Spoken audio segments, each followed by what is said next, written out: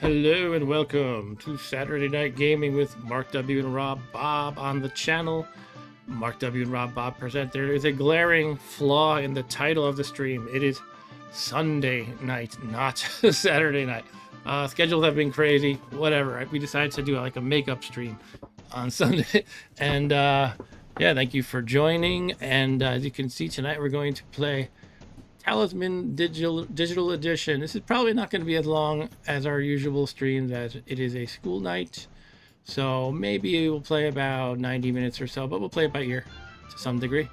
Yeah, so this is Talisman. There was a recent announcement that the 5th edition of the physical board game that this is based on is coming out soon. I think people got their hands on some copies just today. I follow some various, Talisman groups such as on Facebook and Reddit, and there's been a lot of buzz about it, so it kind of just got me in the mood of playing the digital edition of Talisman, which is based on the 4th edition of the board game. Now, a little background on the board game. It's from the original edition is from something like 1983, maybe, and it's for the longest time been a Games Workshop published game. But then later on, some other companies started publishing it, such as Fantasy Flight Games. There were four editions. The 4th one was current for the longest time. Something like, it came out in, I think, 2007. And, well, it's been the de facto version of the game until 5th edition came out, like, pretty much today, as I mentioned. I have a couple of editions of the physical board game that I thought would be fun to show. I can enlarge my camera a little bit. This is the version of the game that I got in 1992. It was a Christmas present, 1992, I believe that was the year. Although this particular edition is actually a few years older than that. It's from something like 1980, I don't know, 8 or something like that. This is the 2nd edition. Games Workshop. It has this cool kind of gold print on it, shiny. And yeah, I played the heck out of this for a while. I think in 1993, this was I got it for Christmas '92. In '93, this was like my go-to hobby. Period. And this is what I mostly played every chance I got, like on weekends and stuff with my friends and family. I was pretty much obsessed with this until Magic the Gathering bumped it off its throne for a while. And later, I got the 4th edition, much later, many years later, I got the 4th edition of Talisman. And there's multiple versions of the 4th edition as well. Some people call it revised. I don't really have the whole nomenclature sorted out, but this is it. And there's a ton of expansions. In fact, Talisman is infamous for having a ton of expansion sets. It's a game that you can just keep adding more stuff to, and it remains fun. What else to say about it? Some people consider it a dated design because, we had this whole board game revolution, blah, blah, blah, Euro games, tight mechanics, low luck. So Talisman kind of runs against the grain of those things. But even though it's kind of a high luck game, you're running around a board, killing monsters, rolling dice, drawing cards, there still are some tactical decisions and strategic decisions you can make to kind of nudge the odds of your victory a little bit in your favor. And mostly it's just a fun game, and that's kind of the most important thing, right? So anyway, yeah, I thought me and Rob Bob could play some of this tonight, and not too long. And we're going to kind of do it from the approach of not just like jump into the game and assume you know everything. And with, cards are flying around and rolling dice everywhere, and it's hard to keep track of what's going on. I thought we would take it kind of easy, and I'll explain everything that's going on for a while. And if you're in the chat, or if you're viewing, please feel free to say hi in the chat. I like chatting with you guys. And yeah, so why don't we get the ball rolling? So the first thing we do is hit online play. You can see the public games. There's like 2 public games going on right now, but we're just gonna play me and Rob Bob and probably like 1 or 2 AI guys. What do you think? Should we have one AI guy? Let's just do one. You do 2, I think. I do 2? Okay. New private Does it game. matter? I mean, it does. Doesn't matter. Okay. Private game is called Neon Peon. And I think you can join by that name, Rob Bob. It did not prompt me for a password, so I don't think we need a password. We haven't done this in a while, so we might be fiddling for a moment or two, but it shouldn't take too long.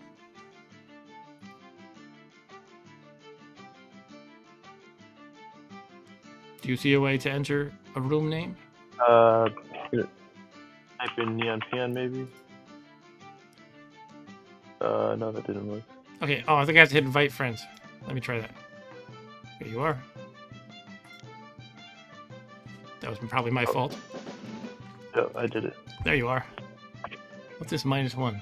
Remove from friend list. No, I won't do that. All right, so we'll play with 2 online or AI players. Shall we go with random characters? Sure. Okay, I thought we could keep it very basic. We're not going to play with any of the expansion sets.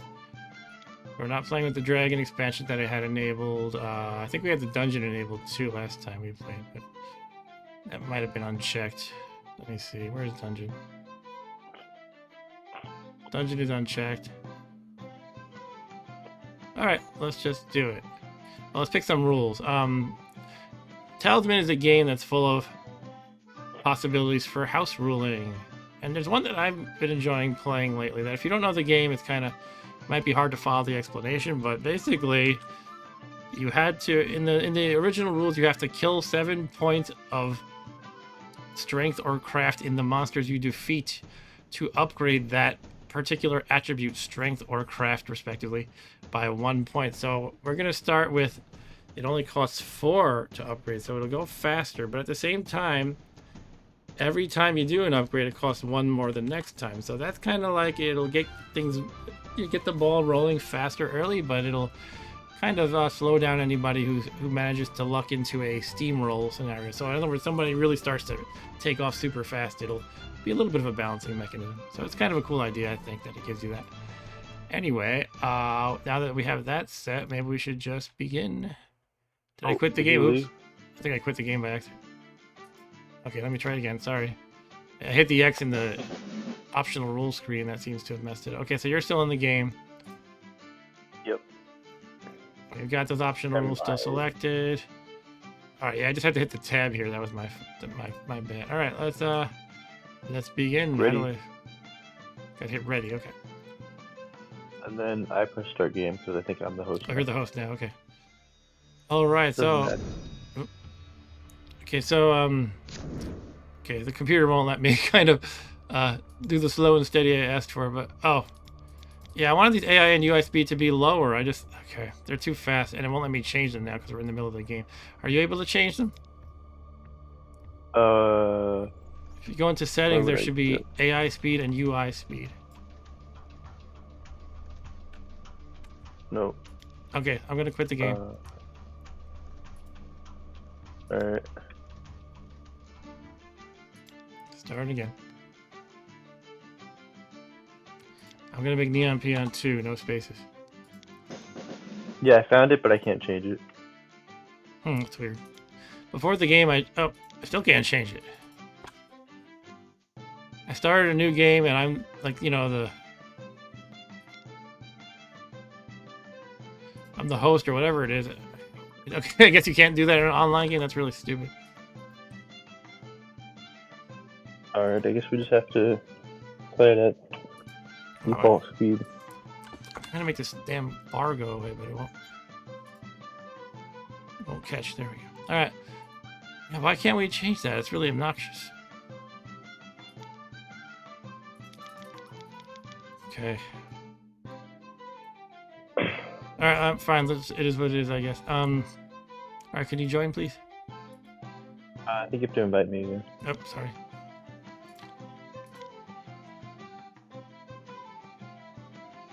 Okay. Get ready again. I feel like there's gotta be some way to change that, but I just don't know what it would be.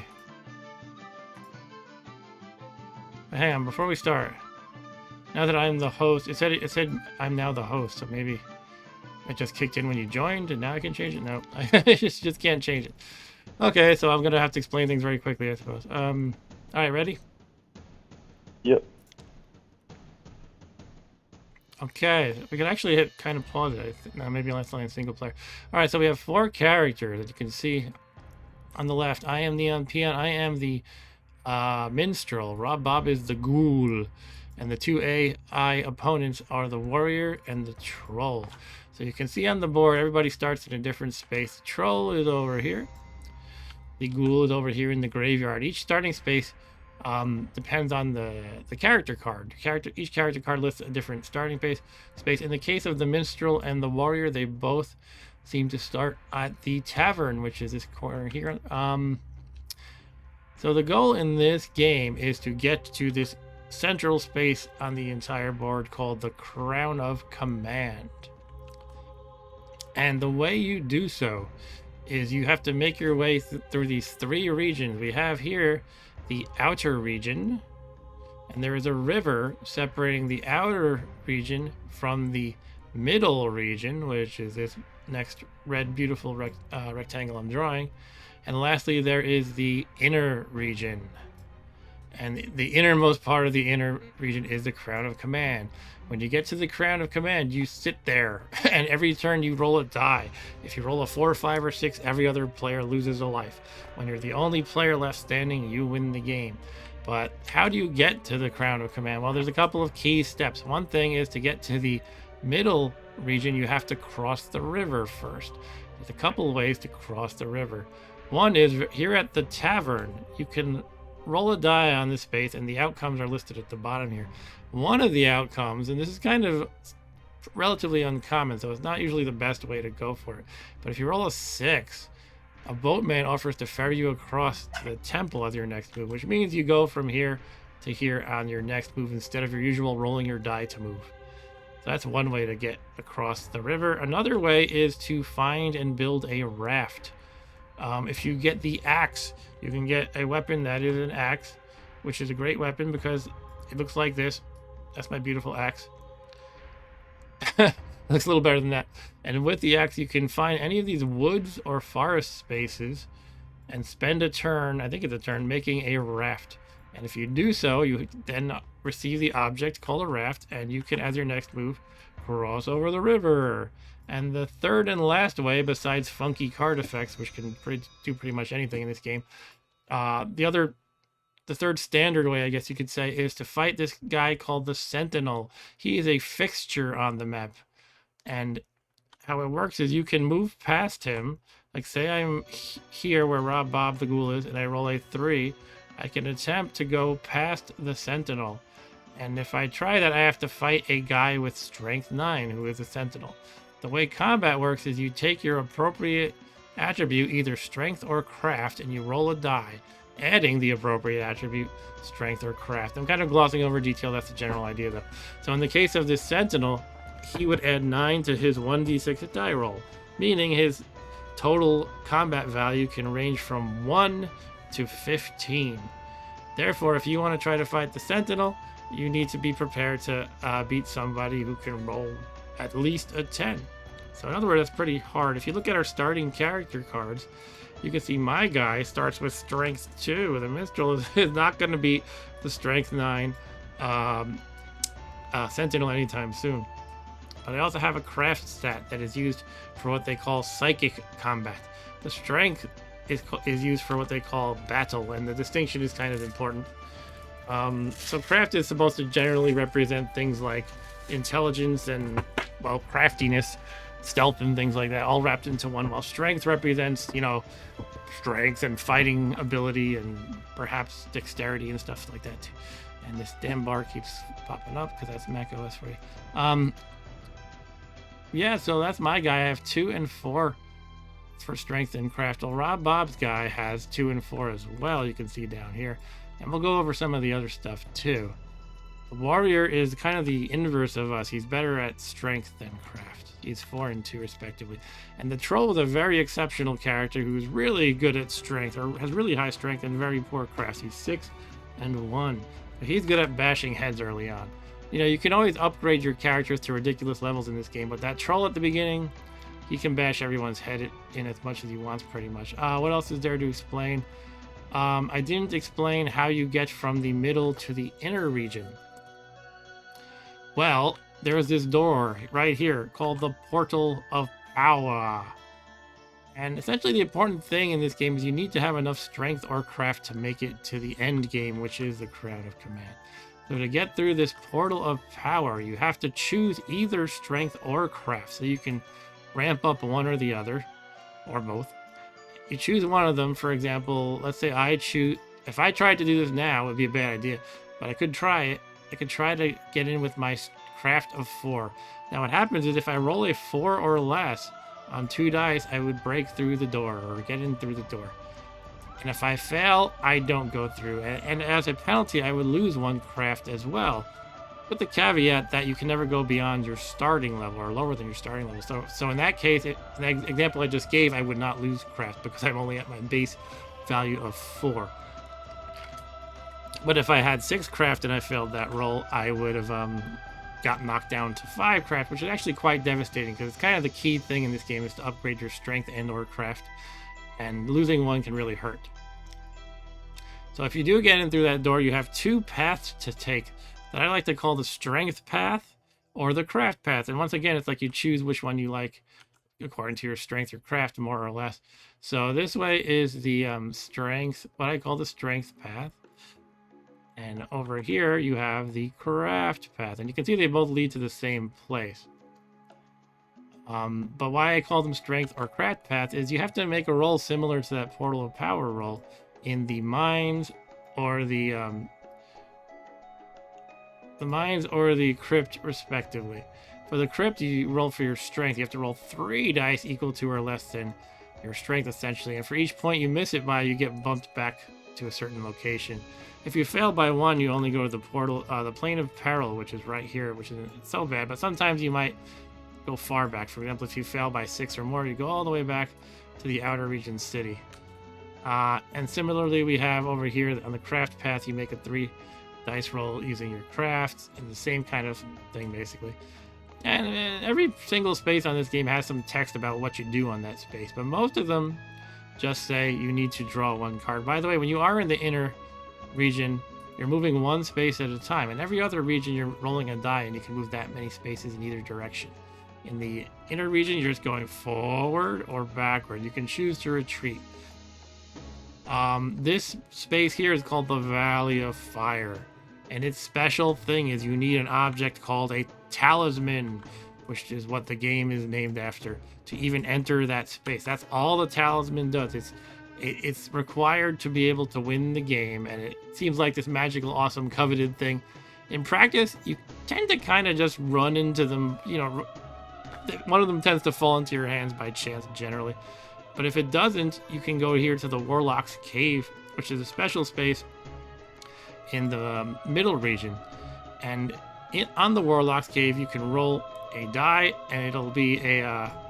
well, there's actually an alternate way to play. I forget if I have it enabled, where you would take a card instead of rolling a die. But nonetheless, you're given a quest. And once you complete that quest, the Warlock gives you a talisman. So that's the basic idea. We can play aggressively, killing each other a lot, or we can be kind and try to avoid beating up each other. Depends on how you want to play. The AI is going to beat us however we see fit. So all that said, that is the basic rundown of the game. There's definitely a lot of detail I left out, but let's go over the abilities of each character. So my guy, the Minstrel, he's not generally considered a super powerful opponent, but he can be a super powerful character. He can be kind of cool, though. His special things are, 1, animals and dragons will not attack you, though you may choose to attack them. So if I run into a dragon or a lion or a wild boar, normally they would automatically attack me, but I could choose not to. And that could be useful if a dragon's really going to kick my butt, because dragons are very strong for a newbie character. I have strength 2. They would usually have strength 7 or so, and so he'd probably wreck me. Other things I can do, if I do not attack an animal, I can attempt to charm it. Note I cannot attempt to charm a dragon. To do so, roll 1 die. And if I roll a die higher than the animal's strength, it joins me as a follower and adds its strength to mine in battle, which is pretty nice. But I can only use 1 charmed animal per battle, otherwise it would be quite a crazy ability. And my last ability is I can take these particular followers called the Maiden and the Princess from any character I land on. Normally you cannot steal followers from people. Followers are just random people and non-people that you encounter who can help you in some way. Hey, Eric is in the house. Hello, Eric. Thanks for joining. We are playing the board game Talisman in digital format and going over all the rules and everything. So let's look at Rob Bob's character next. He is a ghoul who you can imagine is evil. By the way, everybody has an alignment. An alignment, for the most part, it doesn't matter. It matters for little things here and there. But he is evil. My guy was good. What he can do is he can decide to make a... Remember I said that there's craft battles and strength battles? Really, the word battle technically means strength. And psychic combat means craft. So Rob Bob can land on any character and say, I'm going to attack you with psychic combat. Normally you can't choose to use craft against another player. And another ability he has is whenever he defeats a character in psychic combat, which again he can initiate, he can choose to drain their life, essentially. Take one of their lives, and you have a number of lives in this game, by the way. I've glossed over that. You can take one of the lives and add it to your own. And then the last thing you can do when you kill an enemy in battle, which means a card, like a card that you fight, basically, you can raise it from the dead and keep it as a follower instead of a trophy. Remember, the trophies are basically experience points. So you can say, hey, I don't want the experience points. I want to have this follower help me fight, and he'll only do so for one battle, after which the undead enemy will disintegrate to the discard pile. And you can only use one follower per battle. So that is the Rob Bob Ghoul. The warrior, his thing is he can roll 2 dice in combat and use the higher die, which is quite powerful. And he can use 2 weapons at the same time. Most characters can only use 1. Quick question to Eric. Are you familiar with this game at all? Or have you watched any of our previous streams of it? And continuing on, though, the troll, as we mentioned before, has high strength but low craft, which actually makes me think of Rob Bob's ability where he can decide to have a psychic combat using craft. That means he could probably pick on the troll if he wants to and beat him up, because Rob Bob would have an edge of 3 in such psychic combats, because 4 versus 1. This is one of the standard kind of... Sorry, what's that? If he lands on me, he'll beat me up. Yes, if he lands on you, he'll fight with strength and beat you up. The troll can out of the box. He's the strongest character, meaning having the highest strength, not necessarily the best one. What else we got to say here? So he doesn't need to roll the die in the crags. This is kind of like a almost throwaway ability. It's not that great. There's one space on the board called the crags, and you have to roll a die on the crags. And typically, it's not the greatest space, so there are some bad outcomes that could occur on the crags, and so the troll doesn't have to roll on the crags if he doesn't want to. This second ability of the trolls is pretty good. So whenever you roll a 6 for your move, you can regenerate, which means to heal one of your lives instead of moving. And he has a lot of lives, by the way. 6 is the most of any character, I think, as well. So he has the most strength and most lives, and he can regenerate. That's basically his thing.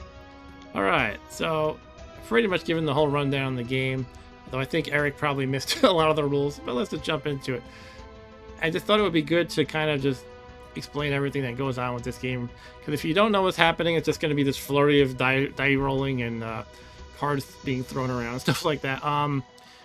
You missed something earlier, Eric. I was trying to make the UI slower. You can control the speed of the UI, so things will move around quicker or slower depending on how you set that, but it didn't let me change it for the online game, so it's pretty fast, unfortunately.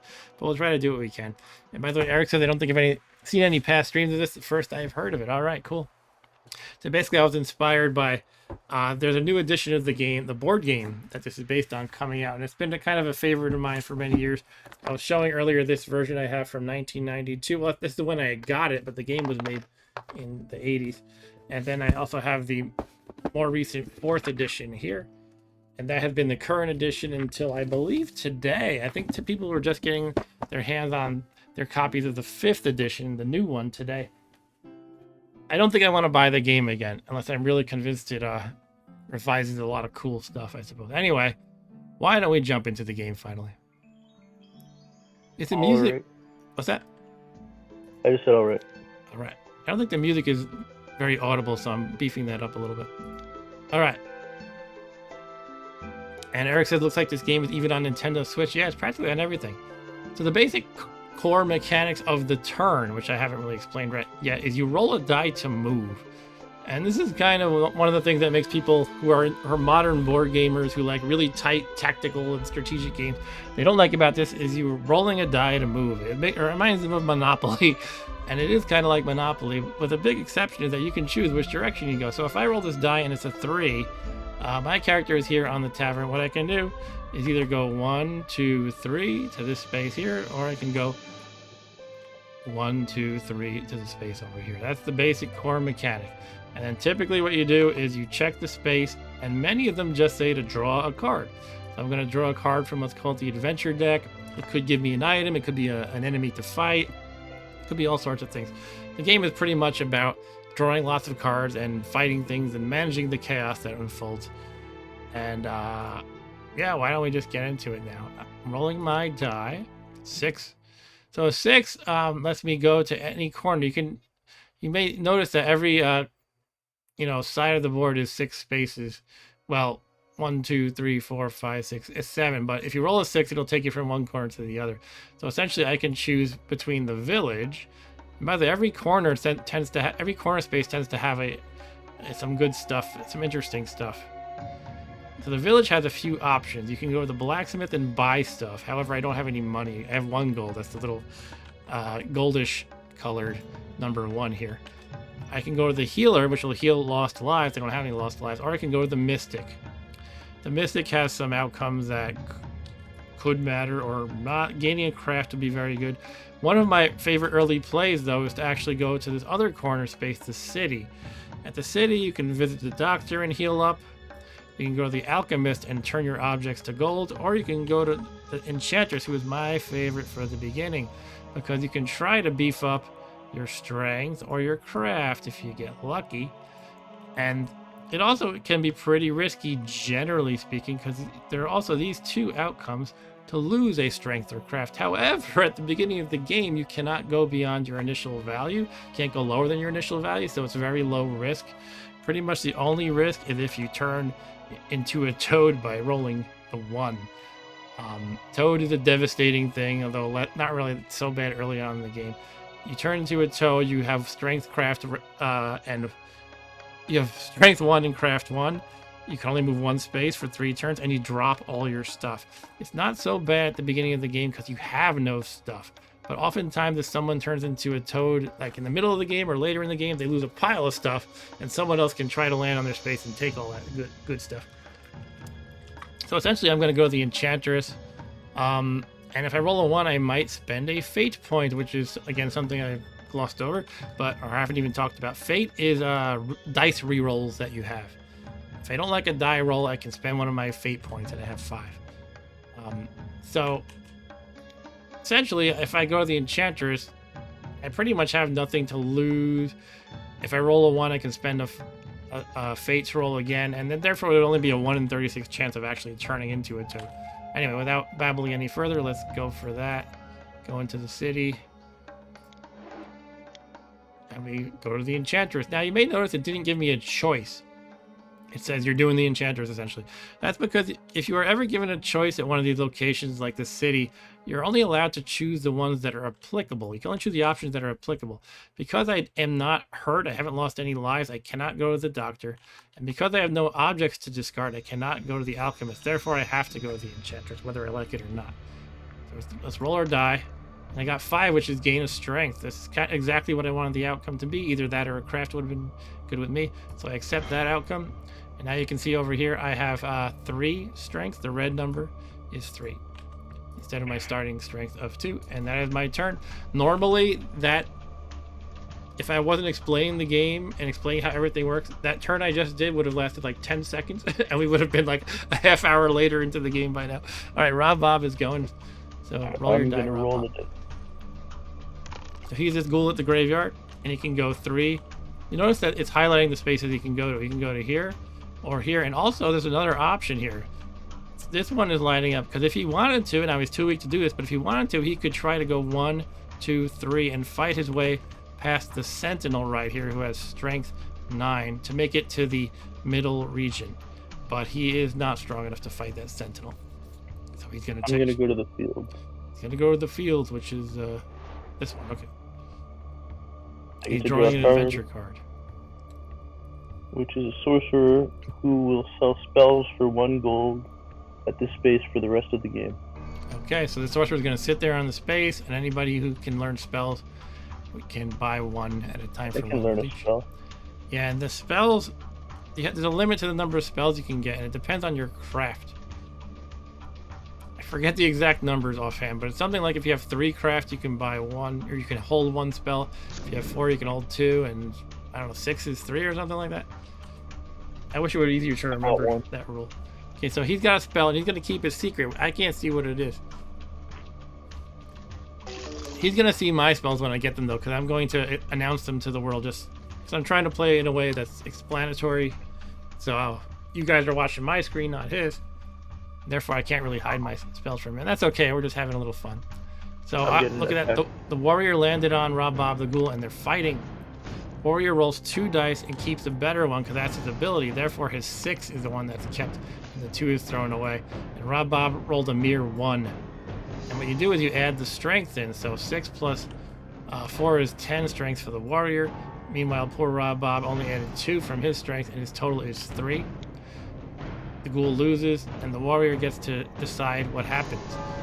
There's a couple of options. Basically, you can take a thing or make him lose a life. And Rob Bob had no things to take, so he made him lose a life. So Rob Bob's down to 3 lives. The computer troll is going over. Now he's beating up me. Oh, look at this. All right, now it's my turn to get beat up. And the troll, again, has the highest starting strength of anyone in the game. And he rolled a 5, so I have no hope. Look, his total is an 11. That means I would need to roll an 8 to tie, and the die only goes up to 6, so I'm screwed. All right, so we both got beat up by the NPCs on the very first turn. Now you may see it says re-roll die. That means I could spend one of my fate points to re-roll the die, but there's no point because a 6 would still be defeat for me. And it looks like he's choosing to take a bag of gold from me. So now I have 0 gold. All right, that sucked, but it's back to me now. All right, let's roll the die. Roll a 1. Sometimes what's that? It doesn't really matter where you go. Yeah, sometimes it's good to try to think of a place you want to head towards as kind of like a short-term goal. And I don't really have anything in particular in mind for now, except maybe try to be not near the troll because he might beat me up some more. So really, it doesn't matter what I pick right now. I can also consider my my alignment is good, so the chapel is a good place to go to if you're good. Yeah, so maybe I'll just head in that direction. Because look what happens if I go here, right? If I go here, the chapel is out of range because then the next turn, even if I roll a 6, I go here. So this is a good thing, a good tactic to follow in Talisman is try to come up with places that can be beneficial to you and try to be with what I call in range of them. If you're so far away that you cannot land on that space on a subsequent turn, that's what I call out of range. Anyway, I'm going to move right here. So now I'm in range of the chapel. But for now, all I do is draw a card on this space. Oh, goody. And I find a bandit. And the bandit says, your money or your life. And since I have no gold, because the troll took it away from me, I guess I have to fight him. And you have a chance. Yeah, so it's my strength 3 versus his of 4. He has an edge, but it's not hopeless. Let's see what happens. All right, I rolled a 5 for a total of 8. That's good. Pretty good. And the bandit rolled... Oh. Oh, well. You lost 2 lives already. No, the troll took a gold from me, so I didn't lose a life there. But now I'm losing a life. Now, again, I have the option to re-roll the die, but there's no point in my doing so because I'll lose even if I roll a 6. All right. So not a great couple of first turns. All right. Now it's even more beneficial for me to go to the chapel to try to get healed up. Okay, anyway, it's Rob Bob's turn. Roll dice. 2. He rolls a 2. Plains or fields? Plains or fields? Go to the tavern. Could be good. Probably not. You'd also go to the graveyard, maybe, if I go this Yeah, the way. graveyard is good for you as evil. You could try to roll a die and get a fate or a spell. Actually, my favorite thing to do with an evil player is It'll let me show the graveyard again. Well, let me click on it for some reason. Here we go. If you are evil, you can choose either to replenish your fate up to your fate value for free or pray. And if you pray, you get one of these effects, but I'm not really that keen on that option. I like replenishing my fate. So what I often do when I'm evil is I burn my fate left and right, meaning I can re-roll dice as much as I want. Then I just have to happen to land on the graveyard once, and I replenish all that fate. So good and neutral guys can't really take advantage of that. I'm going here. Okay, Rob Bob's going to the field over here and draws a card. I'm drawing a card. A guide. Alright. And then in the chasm, crags, or forest, I don't have to roll a die. Yeah, they're kind of a throwaway follower, but they can be useful once in a while. End of Rob Bob's turn. Now back to that mean old warrior. The NPCs are being rough with us today. Alright, the warrior heads over to... Where does he go? Oh. Hold on. Oh, you're casting a spell. Rob Bob is casting his spell that he had hidden on the warrior. And his immobility cast at the start of a character's turn before they move. Essentially, they lose their turn. That's because he killed me last turn. What's that? That's because he killed me last turn. Ah, getting revenge. That's the way to do it. Okay, the troll is moving to these woods here. He found the Pool of Life. Ah, these are one of these kind of booster cards. They're really nice. Let me try to... How do you zoom in on the... Oh, whatever, this is fine. What happens is you put 4 lives on here. There's only 3 now because the troll took one. And every time you land there, you get to take one of those things. There's a corresponding card for craft and strength. And in the expansion, there's other ones too. In many of the expansions. This one's pretty good. You can get some lives here. But my favorite are the ones that give you strength or craft. Really, as I mentioned earlier, getting strength or craft is really kind of the main goal of the game, just because they enable you to get to the end game. So it's good to get lives too, though. But if I do land on this chapel, I, as a good person, can heal up my lives for free or roll on this little table here. Anyway, let's see what I roll. 1. Okay. Well, I could go back to the Enchantress. It's kind of appealing because remember I said I like to beef up early at the Enchantress. The only thing is now that I've gained a strength, losing a strength becomes a risk. However, I do have the 5 fate over here, so maybe I'll go for it. This is, sometimes it's a little risky anyway, because now if I roll a fate, I can still get a bad outcome. There's basically two possible outcomes that are bad at the moment. Turn into a toad or lose a strength. Anyway, let's give it a shot though. If I had both a strength and a craft, that's kind of when I'm like, well, let's be done with the Enchantress. Here we go. It's exactly that, lose a strength. Alright, I'm going to spend a fate to reroll, and hopefully I don't turn into a toad. I got lose a craft, which is a do nothing because I'm at my minimum craft. Alright, fine.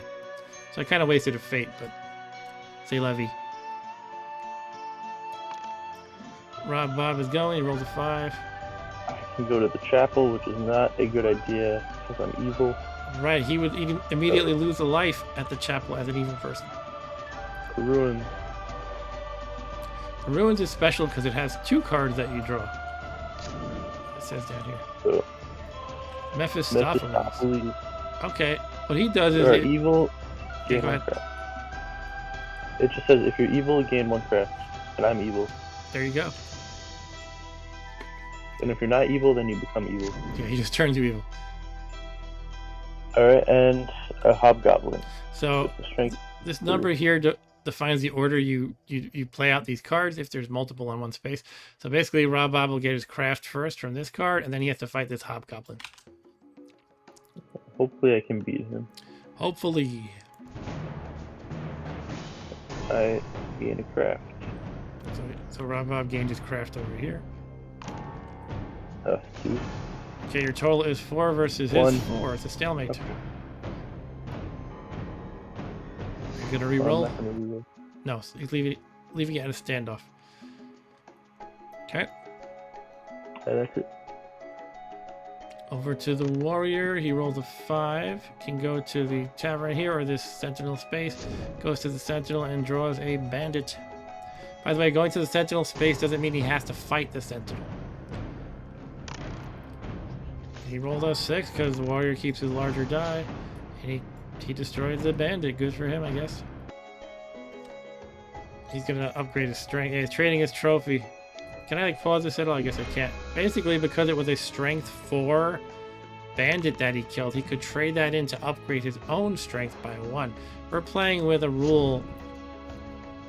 It's kind of a mouthful to explain while the game's playing, but by the basic rules, every 7 strength or craft worth of enemies you defeat can upgrade strength or craft by 1 respectively. But we're playing with a special rule where that number starts at 4 instead of 7, but each time you do the upgrade, it goes up by 1.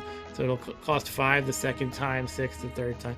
And that's kind of a way to, it keeps the game a little more, it accelerates the game a little more at the beginning, while making it so that if anybody starts to really steamroll and get ahead, their upgrades will slow down a little bit. Anyway, it's back to me. The troll just killed a 2 strength goblin, essentially. Yeah, so back to me. Let's go. 3. Alright.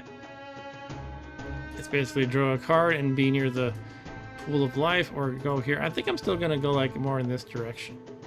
I would like to land the chapel, perhaps. Let's see what I draw. A shield. Okay, so this is a thing where if you're defeated in a battle, you can roll a die. If you roll a 5 or 6, the shield protected you and you do not lose a life. It's okay. It's good to have. By the way, the first time I encountered anything like that was in a different game. It was actually the Willow board game based on the movie Willow. Where you could get like shield and armor and you roll a die to save your life. Rob Bob's going, he rolls a 6. You can go to the graveyard. I can beat up the troll, or I could go to the graveyard. Can you you could psychic combat the troll and beat him up. Yeah, does he have anything I want? He doesn't have any objects. He has 2 gold. I don't know. I can only steal 1 gold, right? Can only steal 1 gold. If you do kill him, you can drain one of his lives, though. It would go from his 7 to your 3. Your 3 would become 4. Yeah, I'm gonna beat him up. Hooray! Player versus player combat is fun. Let's watch this ghoul drain the troll's life. So it's 5 craft versus 1 craft, so it's all but certain Rob Bob will win. Now it's certain because he rolled a 5. So the totals are 10 and 5 respectively. Rob Bob. And I get to choose if I take gold or his life. Yes. I like to think you leaped out from the shadows and just like bit him or something. I think I want the gold. You want the gold? Okay.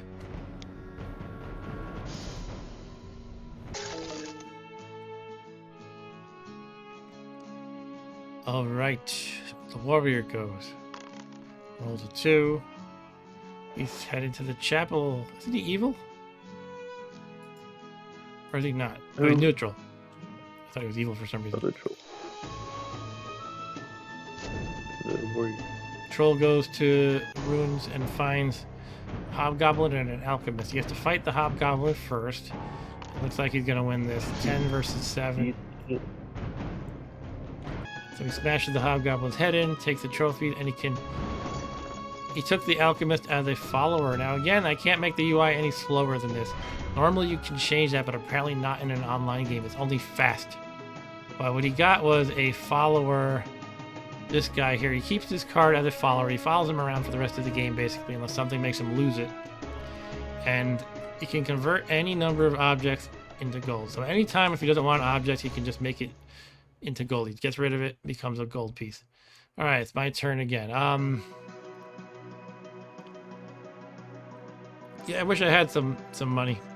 I like to have goals every time I play. Like, where do I want to get to next? Right now, I don't really have a whole lot. I'm kind of just thinking of heading to the chapel again or the enchantress again, if I happen to roll any of those.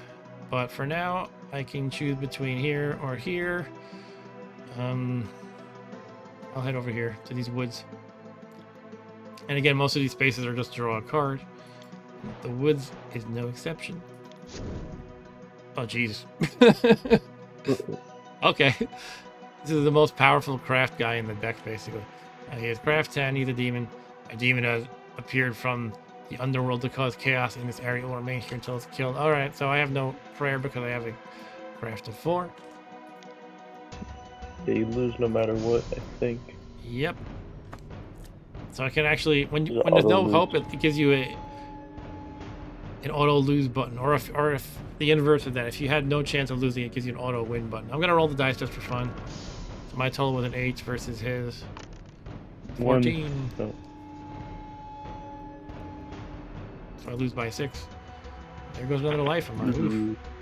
Now I really gotta get healed up at the chapel. Heal all your lives if you land here is good. Yeah, heal up to your life value for free. So that's actually quite... Now I'm getting to the point where I really want to get there. I usually don't worry about lives until I get down to like 2. Which is exactly where I'm at. Let's see, I can go plains or the fields. I mean, I guess I'll go to here. I could get beat up either way, so. Okay. Find a Lemure, craft 1. Alright, that's easy. Should win. Yes, you should. What I really need to find is an I will. animal to make my follower to help me fight. Okay, you totally wrecked him. Alright. You get your craft I 1 have to trophy. take him as a trophy. And that is it. Mr. Warrior. Please don't pick on me, Warrior. Oh, man. Oh, no, I thought he rolled on top of me. He rolled Oh, one. no. He overshot me by 1. Okay. Imp. He finds an imp and has to roll on this table. He gets teleported to the Oh, Hidden geez. Valley. Middle. Yes, we got teleported. It's the going kind of ranch. Oh. He got teleported to the middle region. So that's like another way you can get to the middle region. If just some card tells you to go there, essentially. But he just got beat up by a shadow there. So let's review what just happened if the game will let me. Basically, at this special space, the Hidden Valley, you draw 3 cards, which is the only space in the game where you draw 3 cards. Oh no, I'm gonna get beat up. And Bob's gonna get beat up by a troll. But the interesting thing about that space, in my view, is that one of the cards that was drawn was like that Pool of Life, but the one for craft. It's called the I can't remember, the Fountain of Knowledge or something. So that is a place that is there's basically going to be a gold rush on that place. Any of Took these his gold back. cards that fuel your strength or craft, you want to just do everything humanly possible to land on them as much as possible. So I have to think if there's any way I can even accomplish that. Probably not easily. Now, if I did land here, I could easily beat this shadow because it has craft 2 and I have craft 4. And then I could take this mercenary as a follower. Well, actually, I could not because he costs 1. But I could just ignore him. And then I could sap the craft from the Fountain of Wisdom. The warrior was not able to sap the craft from the Fountain of Wisdom because the shadow beat him. If you lose a fight, essentially, you can't deal with any of the other cards on the space. So normally when someone encounters one of these stat providing cards, they drink it right away and they get, this number here is immediately down to 3 already. So I have to try to figure out a way to get there. That's going to be my goal. Probably good for you to have that goal too, Rob. However, it's not that straightforward because, there's a couple of ways to do it. And like one of them is to get an axe, and one way you can buy an axe is trying to land at the village and spend 3 gold. However, I have a big goose egg of gold. Another way, once again, is to fight this sentinel to go up and past him, but he has strength 9. I have no hope with my strength of 3, so that's a no-go. So pretty much my best Hail Mary is to head over to the tavern and try to get the boatman to ferry me to the middle region the next turn. So that's going to be kind of my goal for now. And if I happen to get a bunch of gold or something in the meantime, then great. But I'm going to make a detour on that gold because I actually rolled exactly a 3, which can get me to the chapel to get fully healed. So now I'm actually in the opposite space of where I want to be for the moment. That's all right. Okay, I'm going to heal my lives. It gives me that option to pray versus heal lives. All right, so now I am back up to 4 lives. Woot. Over to you, Bob. Alright. You rolled Oh, a I 5. can go to the village You can. and visit the mystic. Sure, you can always hope Um, hope to get a craft, perhaps. Or a spell is Or- good too. Hey, I got it. All right. you Not get the bad. free spell for rolling a 6. Let's see. I can't see his spell. Secret. One of my favorite spells is called Acquisition, and it lets you steal an object from any player. The most evil way to use that. Let me tell you the most evil way to use that. The talisman, right? At Yeah. the end. So remember this space before the. Oh, you're getting attacked. To beat me, okay. Anyway, the fun thing is when when a player is basically at the end game, you can steal their talisman, which blocks them from finishing the game if you have the acquisition spell. It looks like he beat you, huh? I've gotten beaten up by the AI like 3 times already. Yeah, the AI can be pretty rough. They would rather kill people than like try to gain things for themselves. Yeah. Here comes the troll.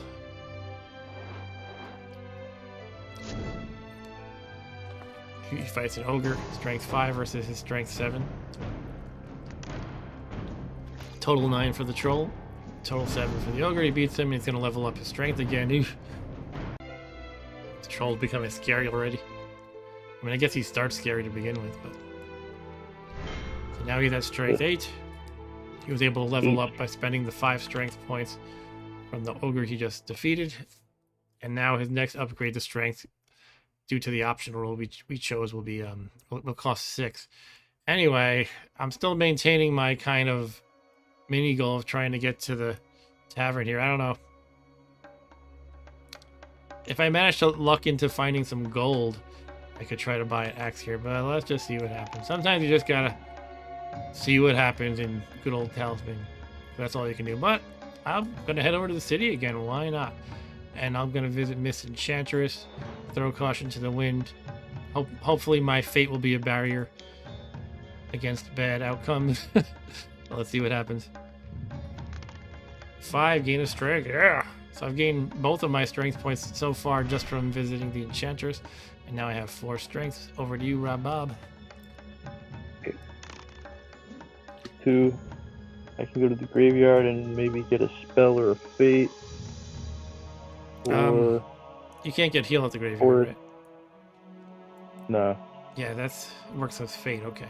I mean, the forest kind of is not that good, but I do have a guide, so I might as well go to the graveyard. Yeah, I probably just want to pray. So if he prays, he gets to roll on this little chart here. 1 to 4 is ignored. 5 is gain of fate. 6 is gain of spell. You got another spell. Can I Look at get that. 2 spells? Once again, Can. it is hidden from me and you guys watching. Alright. Warrior rolls his die. He's gonna draw 2 cards at the ruins here. Oh, he's got the strength booster, the magic stream. Just like that craft thing I keep saying I want to get to. He's gonna sap the first strength from the Maybe magic he'll stream. lose. No, he won't. Now we're gonna have a gold rush to go there, and that's Yeah, I easier guess I'll for. try to get over. Sorry.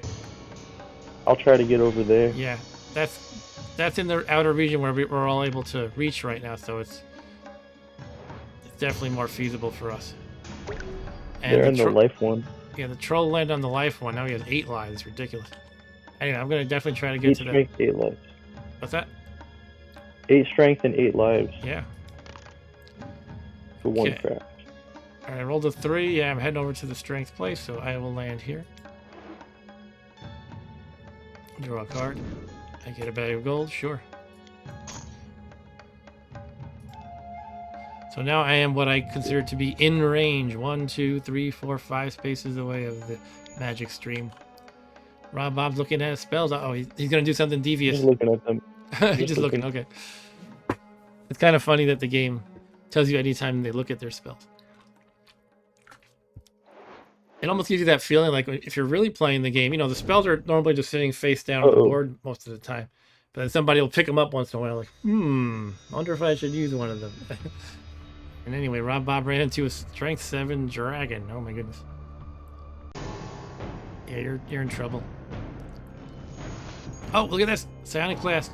He can add his starting craft, not his current craft for some reason, to the strength for the battle. So he has 4 + 2 altogether versus 7 for the dragon. So the dragon still has the edge, unfortunately. Still have a chance though.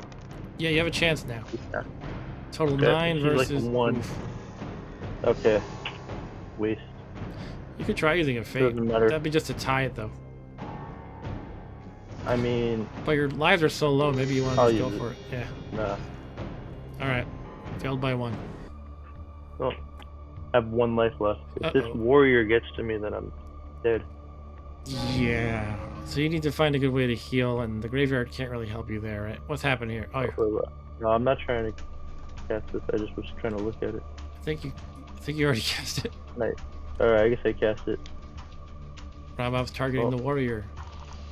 Random. This gives a random effect that's usually bad. Let's see what happens. It could be a good effect, though. There's 2 outcomes that are good for random. Yeah. Oh, you gave him a life. I was hoping you'd like become a toad or something. Yeah. Oh well. Now the You rolled warrior. a 1, comes. I'm dead. Oh no. Oh, he's gonna kill you. Oh no, he's gonna finish off Robob. That's me. I don't have any spells left. Oh, 1? you got a 6. No. Okay, I'm just dead now. Alright, so his character is done. He gets to start over as a new character. No. Never. This game. Sorry?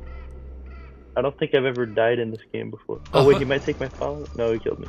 He killed you. Now it shows this bloodbath over the ghoul character portrait. Sorry, Robob. Tough break. I mean, those AI guys are being really brutal on you, especially. Yeah. All right, so my hope is to go 1, 2, 3, 4, 5, roll a 5, and I'll take a lesser win as rolling a 1 and getting the pool of life, and a slightly even lesser win would be if I land at the tavern, or a much lesser win, I should say.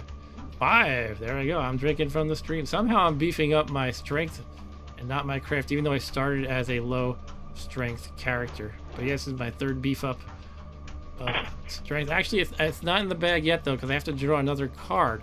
See, the way it works is because the ruin says draw 2 cards, what I have to do is there's already 1 card in the space but not 2, so I have to draw 1 more card for a total of 2, and that may mean I have to deal with a nasty enemy who's going to kill me, and that would take precedence over drinking from the stream, and therefore I wouldn't get to the drink from the stream. But let's see what it is. It's a blizzard. Oh man. Winter has come with a vengeance, and a blizzard envelops the land. For 2 rounds, all characters, no matter what region they are in, may only move 1 space per turn. The blizzard then abates to the discard pile. I actually don't like this because this actually helps the warrior. Next turn, all he has to do is step 1 over here. He's 1 space away, and he can drink from the stream. I could do the same in 2 turns, though. But the warrior and I are both going to be like cheesing out and taking advantage of the blizzard to move 1 space at a time and drink from the stream a lot, basically, or once or twice each. Anyway, now I can encounter the stream, and I got 5 strength. Okay, Robob draws a new character. He is the elf, starting at the forest here. Let's take a look at his character. The elf has 3 strength and 4 craft. This is kind of one of those throwaway abilities. Again, he doesn't have to roll a die in the forest unless he wishes to. He can evade characters and creatures in the woods. And if he's on the woods, he can decide to teleport to other woods instead of rolling a die for movement. So the wood spaces are here, here, here, and here. He can basically jump around between woods freely if he's on one. So that can be pretty cool. There's actually one annoying thing I've encountered a few times in this game. When somebody's at the Crown of Command, now remember, every turn in the Crown of Command is a 50-50 chance of making everybody lose their lives. So one time there was a healer card on the woods, and or more than once this happened, and the elf just kept zapping back and forth between woods to keep healing himself every so he would basically cancel out the Crown of Command entirely. Anyway, Robob has to fight a dragon now. Oh. I guess he wants to just get closer to the stream. Yeah, I forgot there was a dragon here. Oh, I forgot there was a dragon. I lose. So now the warrior's gonna drink from the stream and annoy me. He might attack me. If he attacks me, he doesn't get to draw from the stream. He'd be really stupid if he chose to attack me, though. Yeah, he's encountering the space. No. So he gains his Thought strength. he would. Now there's only one strength left on the space, which actually Rob will get to take advantage of next turn, probably, before anyone else can. So again, this blizzard is in effect for just 2 rounds, where a round means everybody takes their turn, which means you can go one. If you had infinite blizzard, you could go one space off the stream, back, off, back, but it's only for 2 turns. And actually, the stream will be sapped up, of course, as well. Anyway, I could go here and draw a card, or here. And here's the thing: if I go here, even though there's a dragon here, the way it works is if you encounter a player, you have a choice. You can always, if you move on to a space with a character, you can either encounter the space or the character. If you encounter the space, that means you deal with whatever text is on the space and any cards that are on the space. If you choose to encounter the character, then you just fight the character, basically. So I could actually avoid fighting the dragon by moving there and attacking Rob. I don't really want to, though. I think I'd rather just move like here and draw a card. So that's what I'll do. You're definitely not an AI. I got an axe. Cool. So that'll be a weapon I can use in combat. It adds 1 to my strength during battle. And I can build a raft when I'm in the woods or the forest, which is my ticket to crossing the river. Remember I was saying I kind of want to make it a goal to cross the river so I can try to bring that craft provider that's like over here. So that's going to be one of my goals very soon. My next goal will be to land on forest or woods, build a raft, try to get my butt over to this space here. Rob is sapping the last free strength from the magic stream. So essentially warrior got 2 strength from it, and Rob and I each got 1. And now warrior's coming to me, drew a card, got 2 bags of gold. You just found 2 bags of gold lying in a field. Imagine that. Someone just dropped that. Yeah, not even just like 2 pieces of gold, like 2 full sacks of gold pieces. What happened to evil darkness? What does that do? Oh, everyone who's not evil misses a turn. Are we all not evil? That's everybody. So we all missed a turn. It's kind of meaningless. That's funny. I'm good now because I'm an elf. Yeah, you're good because you were an evil ghoul before, but now you're good. All right, so again, my goal is going to be trying to get to a place where I can build a raft. So let's roll them. 3. It looks like I got it. I can go here, get a free life from the pool of life, and then next turn I can build my raft. How does it work exactly? I always forget. Do you have to declare it this turn, or... Well, let me figure it out. Sometimes the UI and the timing of getting it right in this game can be a little bit tricky. Gain life, thank you. Now, before I end turn, can I... I can't do this now. I guess I do it at the start of my next turn, is it? I guess we'll see. Anyway, end of my turn. Rob, you're up. I can go to tavern or forest. I guess I'll go to the tavern. I mean, let me just see my ability. What can I do? Just avoid the forest? Yeah, you can choose not to roll at the forest if you want. Yeah. Make it do nothing. He's gonna get drunk at the tavern. And I got a 4, which means I win a gold. 4 is gamble and win a gold. That's pretty nice. Always gamble. Always gamble. Oh, you can actually lose the gold too. I've never had that happen this game. Really? This game. This game, okay. Warrior found another bag of gold lying around. This time in a, what is this space? The hills or something? Here comes a bear, strength 3. Oh, I want a bear, because I can make them my follower, but the troll's gonna kill him, that jerk. You're killing my friend the bear, you damn troll. With your 8 lives and 8 strength. He's gonna increase his strength soon. Yeah, he's doing it now. Shoot. He's getting out of hand here. He's got 9 strength. If he gets a talisman, he can make a run for the end game, really. It's like, who's gonna stop him? Yeah. you were kind of our best bet to stop him before when you were able to attack him with psychic strength. Anyway, I'm gonna use psychic combat. Yeah, but he had, I'm gonna use he the had axe. 8 lives, bro. Yeah. I use the axe to build a raft, and that is my turn, or do I use it now? I always forget. It's on your next turn. Instead of your normal move, you may choose to cross the river. Okay, so for now, I just end my turn. Wait, is my only choice to go to the desert next move? Oof, that's pretty bad, isn't it? I didn't plan that too well. That's alright, though. So basically, the way this works is you can move to any adjacent space when you use the rest, and I think it's only this one. And a desert is a space where you just lose a life, basically. Unless you have a means of drinking water. A water bottle or the Holy Grail. The Holy Grail you're just carrying around with water. Anyway, that's the end of my turn. Holding a cup of water. Holy cup of water. What is on this? Oh, I should go there. Yeah, you might as well get a free life. Or attack me if you want. Bring it on! I think I want a life more. He wants a life more than to kill his father.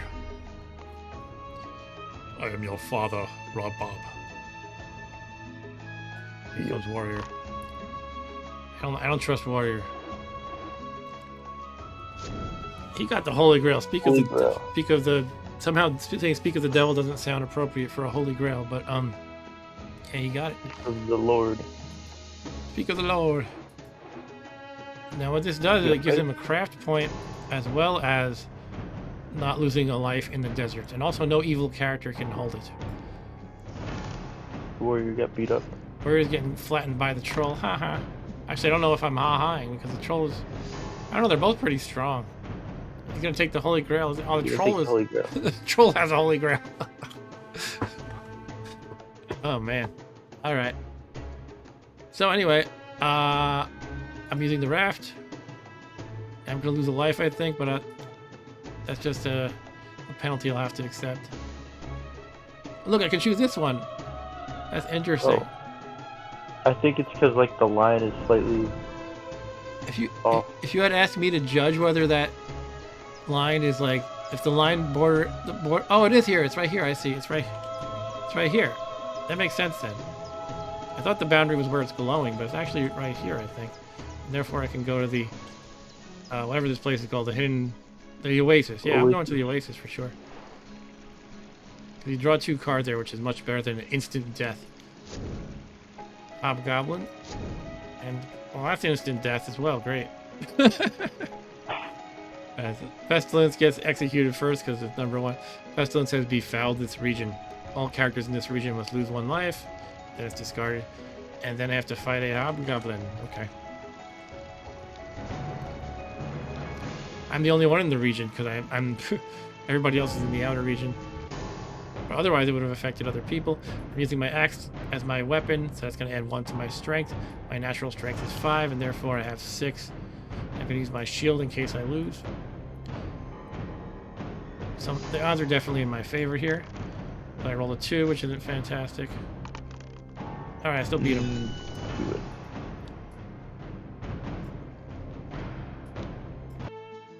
Alright, I finally defeated somebody in combat. Now I take him as a trophy. So again, once I get 4 trophy points worth, I can upgrade my strength again. But this guy's only worth 3. Alright. Go, Mr. Elf. I can go to the city or the ruins. City or the ruins.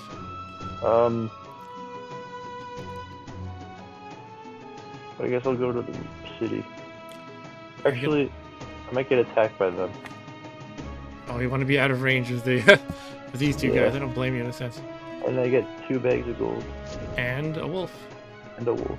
You have to beat the wolf first to get the gold. I should have that. I want these animals. You guys are killing all the animals I can recruit with my minstrel songs.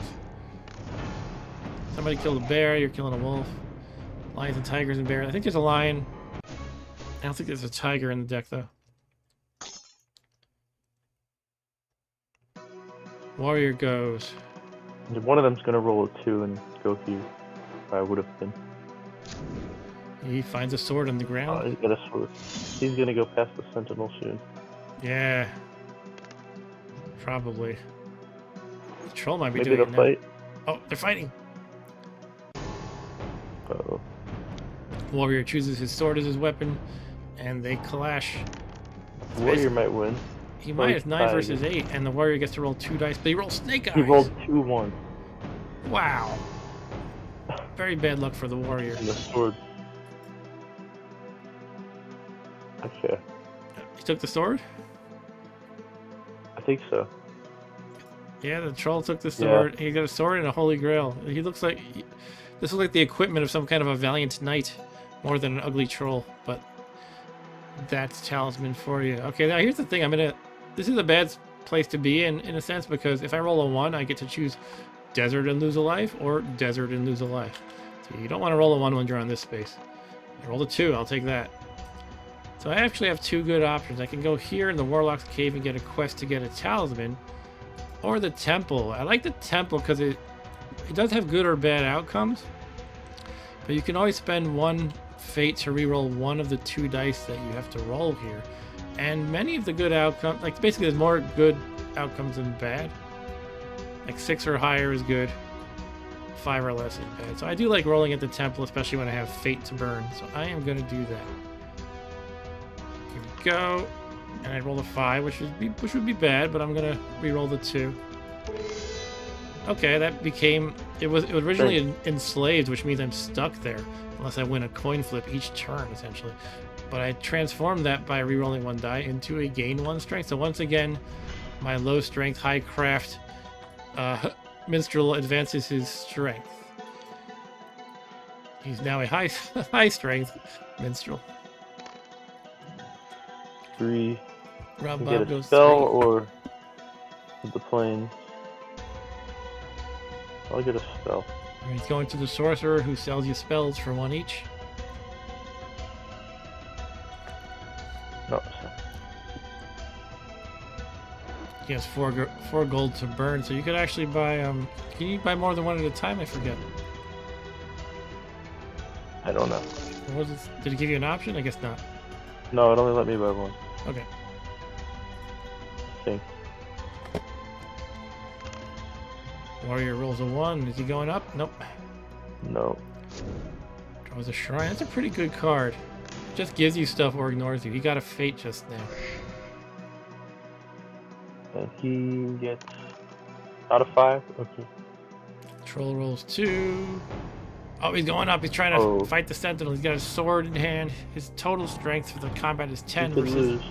Sentinel's 9. He's gonna beat him. Beat him. He's in the middle Use a region with fate. me. What?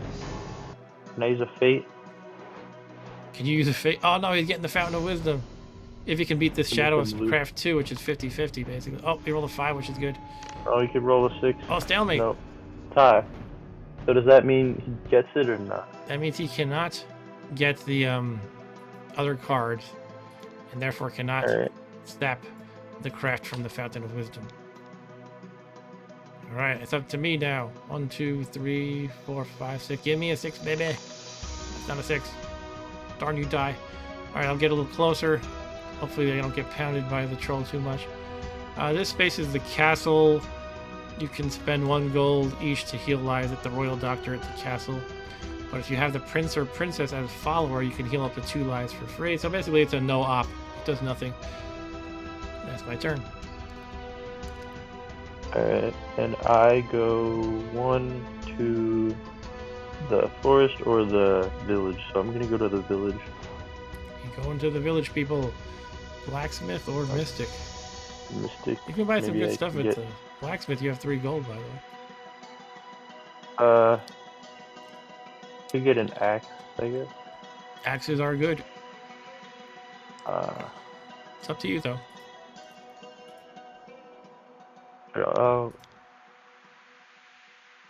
you get craft.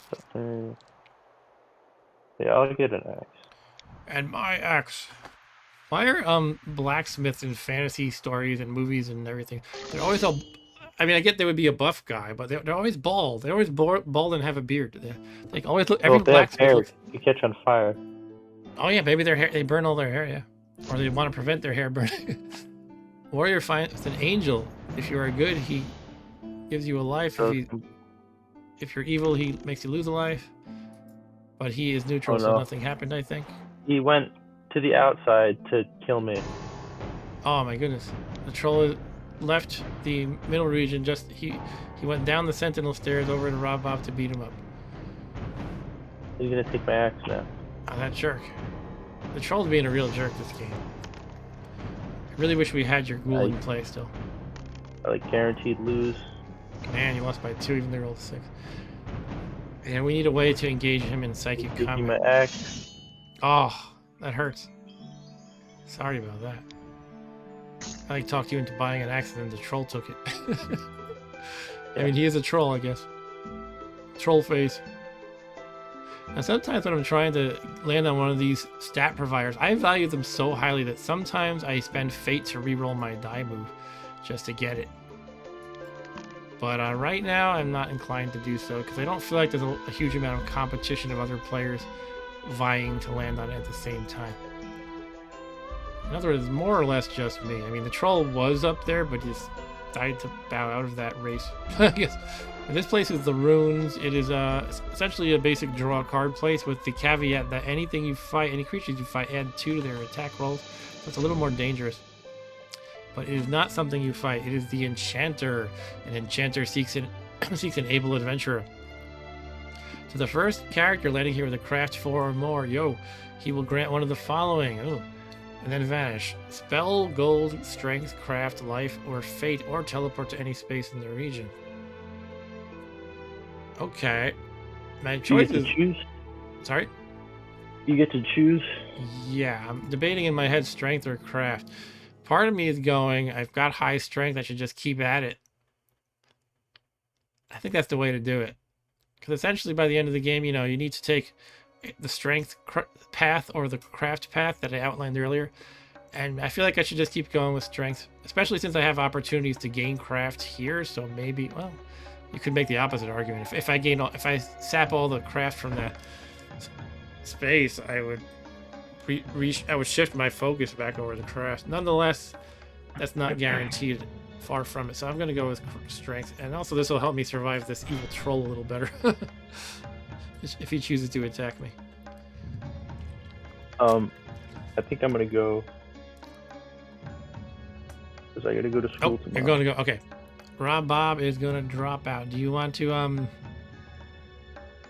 Is there an option to, like, just kind of give up your character? I don't remember. I think you can just close the game and an AI will take over. Yeah, I think so. Alright. I don't think we can save it. Oh, we could save the whole game, but then I have to quit too. Alright, whatever, it's fine. Well, if you want to play another time, we could stop for now and maybe I'll start over a little bit just for the stream's sake. Like start over for, a little while by myself. But it depends how much you feel like replaying this game later. What do you think? I'm kind of getting destroyed. What's that? I'm kind of getting destroyed. Okay, so you're just going to bow out? Yeah. All right. Well, thanks for playing. Oh. Okay, here we go. Okay. I have left. Good night, Mr. Rob Bob. Good night. And have a good day at school tomorrow. I will. See ya. I'll see you later. Bye. See you later. Okay, I think the AI has taken over the elf. So now it's me against 3 AIs. The warrior just found the princess follower.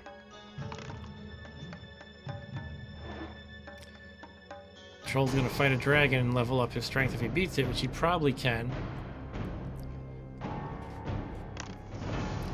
He rolled a 1.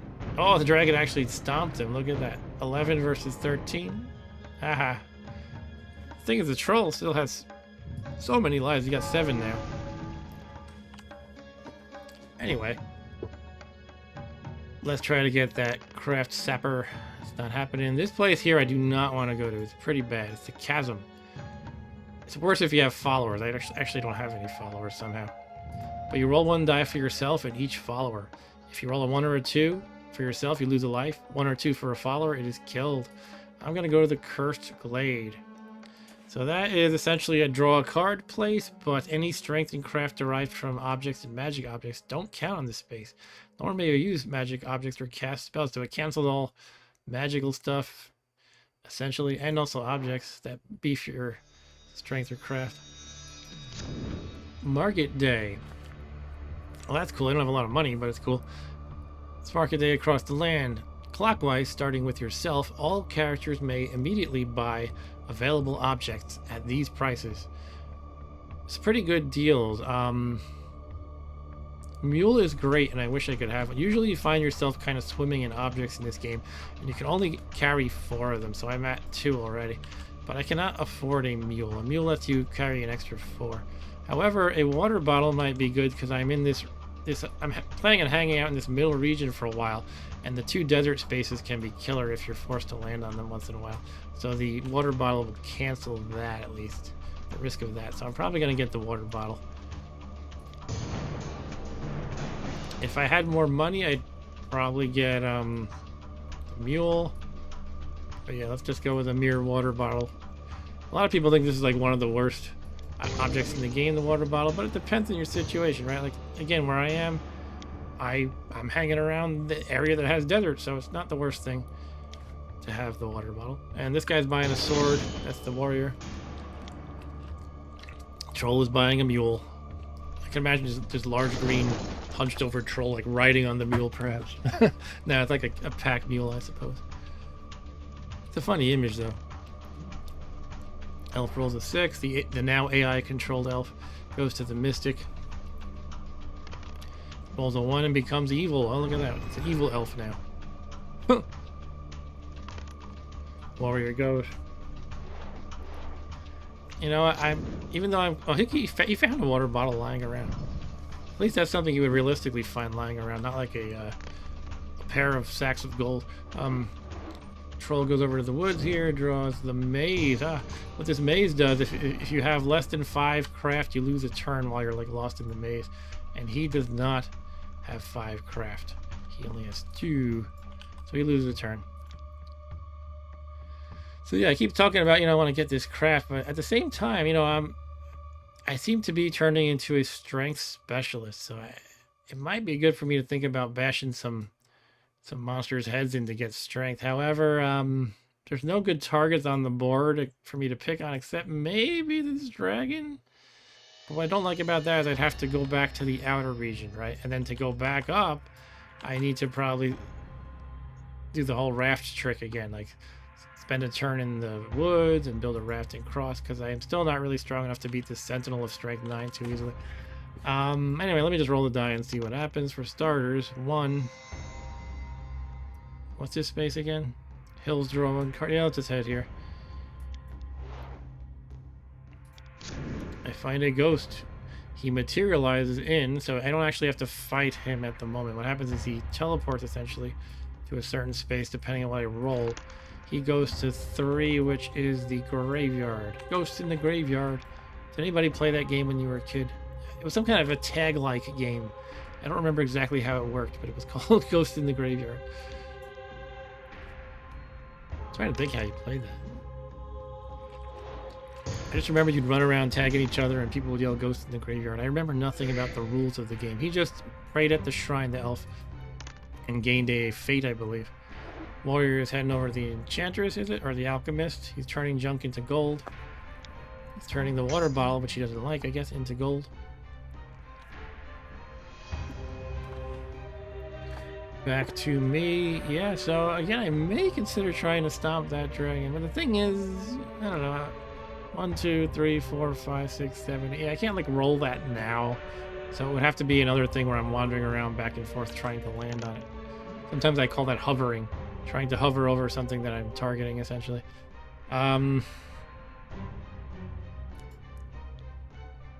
It might be a good idea for me to try to land at the Warlock's Cave and get that talisman, because you need that to end the game, to get to the end game. But I'm gonna land here because this keeps me in range of 2 things I like. I like to talk about being in range of things. If I'm here, if I roll a 1, I can go here, which is a good place for me. And 1, 2, 3, 4. Is it 5, 6 or no? 1, 2. Hold on. 1, 2, 3, 4, 5 would get me to the mountain that I so covet. So basically this puts me in range of 2 good spaces where I want to land. So I think I'll just go there. That's my logic. Giant strength 6. All right, I can hopefully handle him. Because I have 7 strength plus my bonus 1 for the axe. And that would be a great trophy for me to have if I can kill him. It's not guaranteed though. All right, now it is. I rolled a 6. We both rolled 6, but you can see because I add more than if we both roll a 6, I win. 14. Oh, we tied? Oh, because the runes I'm in, it adds 2 to his roll. That stinks. Oh, I'll be tied. No point in my spending a fate to reroll, right? I can only lose. I can only go down from here. Oh well, so that was not as awesome as I hoped, but at least I didn't die. That sucks. I would have liked that 6 craft. 6 strength trophy. Then I would have 9 worth of trophies altogether. Elf did what? I missed that. Did he miss a turn, I think it said? Kind of missed why.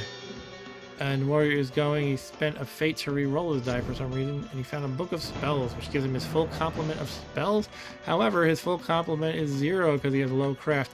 I just realized these 2 NPCs have crap craft. Both of these guys only have 2. The troll is making a raft, which means he's going to head up into this middle region and probably give me a hard time. C'est la vie, I guess. Alright, so I don't want to go to the desert. It doesn't help me at all. I mean, there is the idea of trying to land on the temple, which again can be very beneficial, but I'm still going to maintain my let's try to be in range of these 2 places strategy for now. So let's head over here. Draw some stuff. I find a pixie. Okay, she's a follower, my first follower of the game. You need not roll the die in the forest unless you wish to, and you may evade creatures and characters in the woods. This is anytime I see like you may avoid or like it may not roll in the crags of the forest. I consider that like the lamest ability. Well, I guess there's something to evading creatures and characters in the woods. There's no reason for me not to take her. So she is now my buddy. I still haven't landed on any animals to charm using my minstrel power. Look at that, that's the lion. That's like the last remaining animal in the deck, I think. Like, speak of the devil, geez. Anyway, yeah, he killed the animal, man. There might be 1 or 2 more that I'm forgetting, but we already found the lion, the wolf, because he's trading in both of them as trophies. And there was another thing too, a bear. I feel like there might be 1 more I'm forgetting. There might be something stupid. It's a boar of strength 1. That's not going to help me a lot. He found a witch who gave him what? Hold on, roll a 3. I wish I could really make it slow down the AI stuff and the UI. Something happened here. He, I think there's a log I can hit. How do I hit the log? This thing? Stop going. This thing's going too fast. He found a potion of strength in the cave. That's the troll going now. Troll's fighting a goblin. Okay,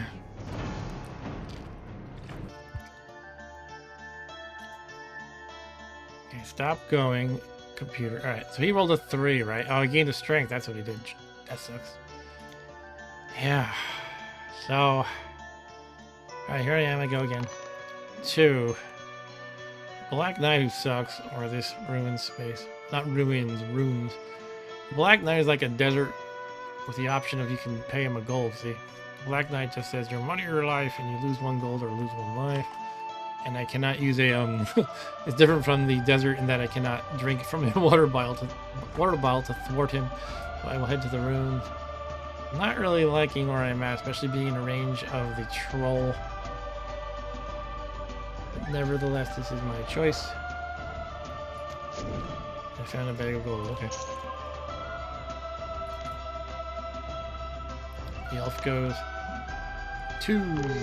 He spends a fate to reroll the 2 to a 3 for some reason. Draws a card. Finds a storm. Everyone in this region must miss a turn. That's kind of cool. Because it doesn't affect me and it affects 2 of them. So now over to the troll because the warrior missed his turn. He zips past me and finds a guide. Kind of another throwaway follower. Alright. Let's see what I can do. A 1. Can I attack the troll? Do I have any prayer if I attack the troll? Not really. I mean, technically I have a prayer, but not a good shot. Because he has 9 plus the weapon gives him 10. And if he chooses, he can use his potion of strength, which is a 1 shot. It gives him 2 bonus strength. So yeah, even if he doesn't use it though, that's pretty dangerous. So I can go to his space and choose not to encounter him. I will encounter the space and not the character. Oh look, a serpent is an animal. I forgot about him. Cool, I'll have a strength 4 follower who can help me in battle. That's great, yeah. I will charm him. I have to roll, right? What do I have to roll, like 4 or less, because that's his strength, or 4, 5, 6? It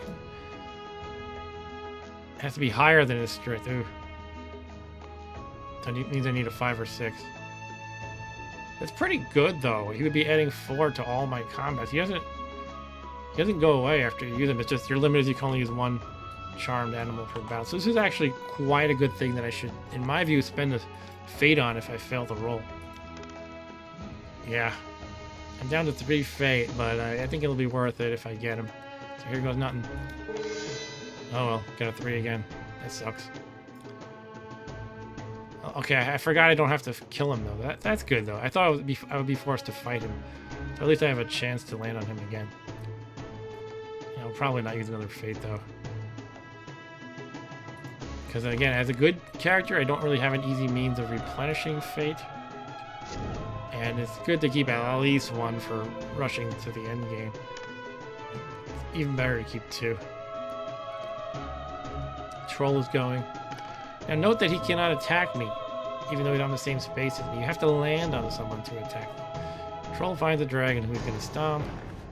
We said that last time, I think. He's using his shield. He rolls a 1, look at that. Oh, the dragon rolled a 1 too, so he does stomp the dragon. Sheesh. Trades in a trophy to upgrade his strength yet again. Oh my goodness. I mean, basically the troll is set to win the game if he gets a talisman, so... in theory, I need to stop him from getting a talisman. In practice, I don't have any real way to do that. In fact, if I get a talisman for myself, he'll probably beat me up for it. By that logic, I should probably not get a talisman for myself until I'm ready to make the rush to the end. Which I can do, but I need a little more strength than this. At least 1 more, I would say. Probably 9 would be safer. Right. Once again, I can fight this giant at the ruins, or face the Black Knight, who's not helpful. So definitely the giant. I wish I got that serpent. It would have been huge.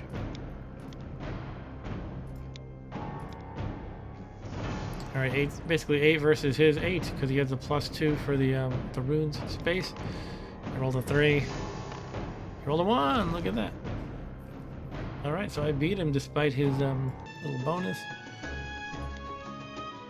Now I can trade trophies if I want. So the first one costs me 4, and because it goes up by 1 each time, the second one will cost me 5, which kind of makes it perfect because I have 9 trophy points between these guys. So that'll get me 2 strength right there. Sweet, I got 9! I should rush for the end game. What do you guys think? Should I go for the end game? I have to get a talisman first, but I think I'm going to do it. I'm going to go for the end game. If I can get a talisman. Elf rolled a 5, spent a fate to re-roll and got a 5 again.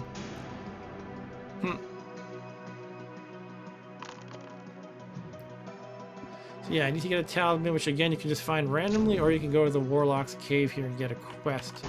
So that'll definitely be my short-term goal, is to land on the Warlock's Cave. Now with my strength 9, I even have a chance of fighting the troll successfully. Should he want to fight me. He still has the upper hand on me, but not by a huge margin anymore. The warrior just... Oh, he just killed a dragon, and he traded up trophies to gain strength. So yeah, basically everybody has high strength except the Elfie. And now the... Oh man, the troll's gonna flatten the serpent I wanted. That sucks.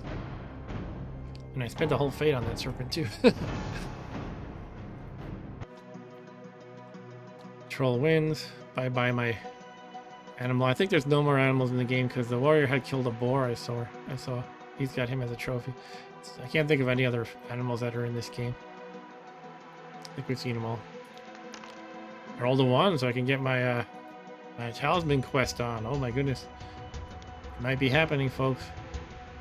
Let's see what the quest is going to be. Now, with one of the expansions, there's a deck of quest cards, and you get to choose which one you want. But because I'm not playing with any of the expansions, I'm playing the very basic game. I have to roll on this table here, and I have to do whatever it tells me to, and that's what will trigger the talisman. And I don't really have a choice in it, right? Like, in other words, if I say deliver a magic, if I roll 4, I have to deliver a magic object. And if I have a magic object I like a lot, tough luck, I have to give it up right away. But right now, I don't have any magic objects, I just have regular objects.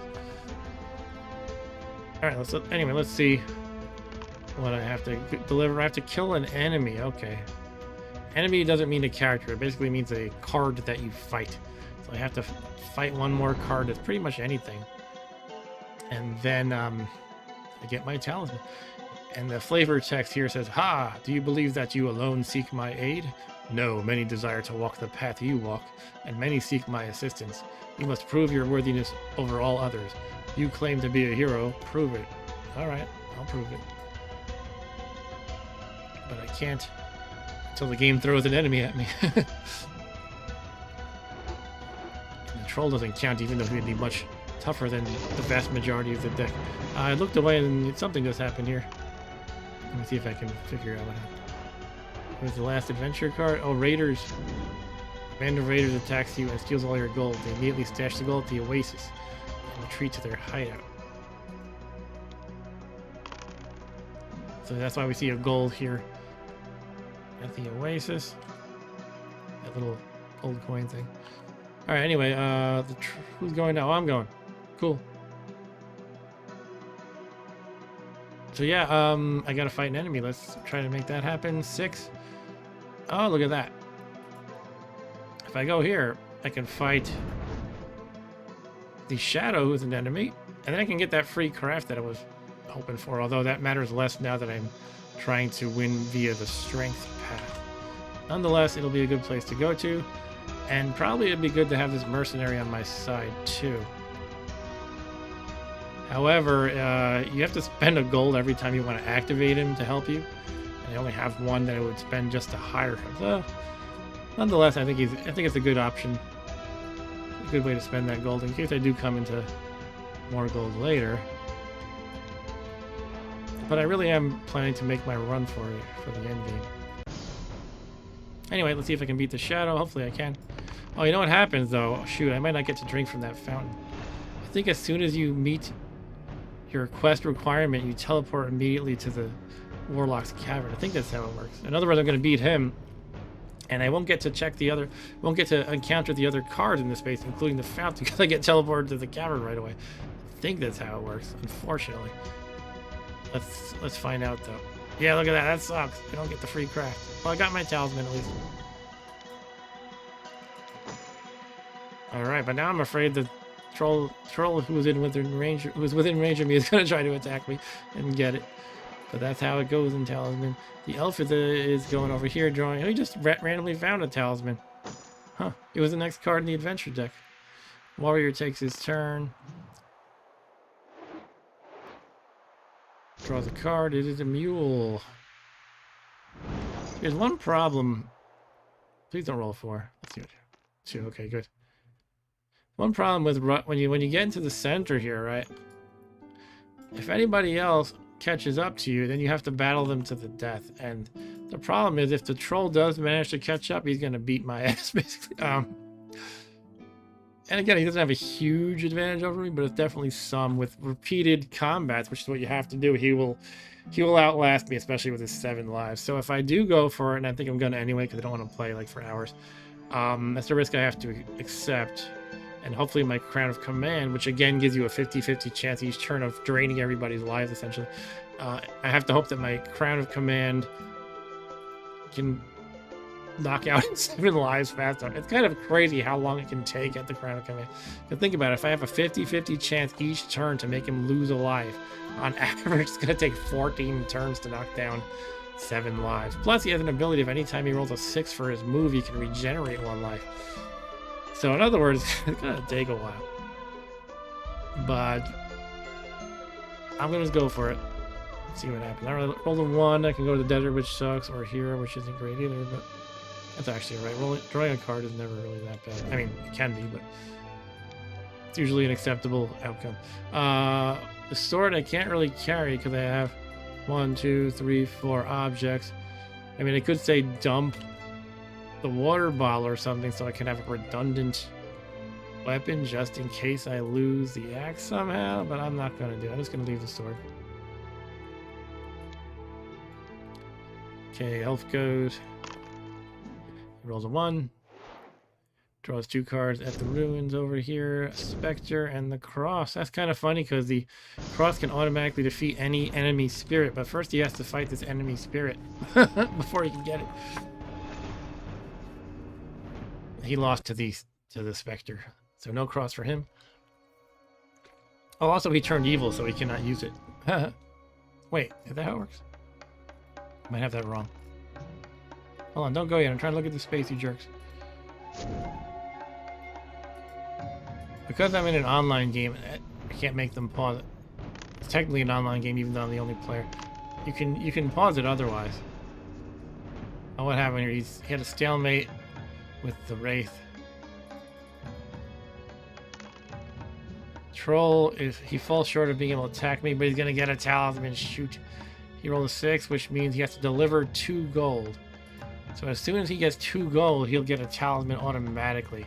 Then he can rush for the end game. So it makes me pretty nervous. Again, I'm just gonna go for it anyway because I don't want to like spend hours trying to basically outclass the troll here. But it's not great. Yeah. Anyway. Might as well go for it. 2. I'm not rolling a lot. And I want to roll a lot because you don't actually have to land right on this door here to go in. You just have to go past it. In other words, if say I'm here, I just have to roll a 3 or higher to go through the door and then attempt the end game. But I'm just rolling very tiny increments at a time for now. Oh man. Speaking of moving tiny increments at a time, this is like the worst thing if you're trying not to move in tiny increments. A poltergeist has attached itself to you. You must take it as a follower. It's only effective to slow your movement to 1 space per turn. You can only rid yourself of it by crossing the river, either by bridge, raft, or ferry. Then you must discard it. Okay. Well, you know, one thing it lets me do though is kind of cheese out on this thing. I can keep walking back and forth and get all the free crafts there. I'm not sure how much I care though, because again, the troll is gonna be going for the end game soon, and strength is gonna be king from here on out, pretty much. So I don't know. So I can cross the river by going like down the sentinel stairs. So that would be like in 3 moves I could do that.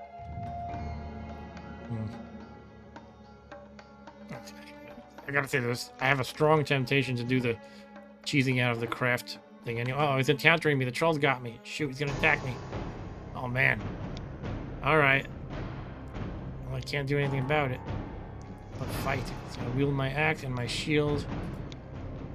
And what does he have up on me? He's up by he was only up by 1, but he's drinking the strength potion, so he's up by 3, right?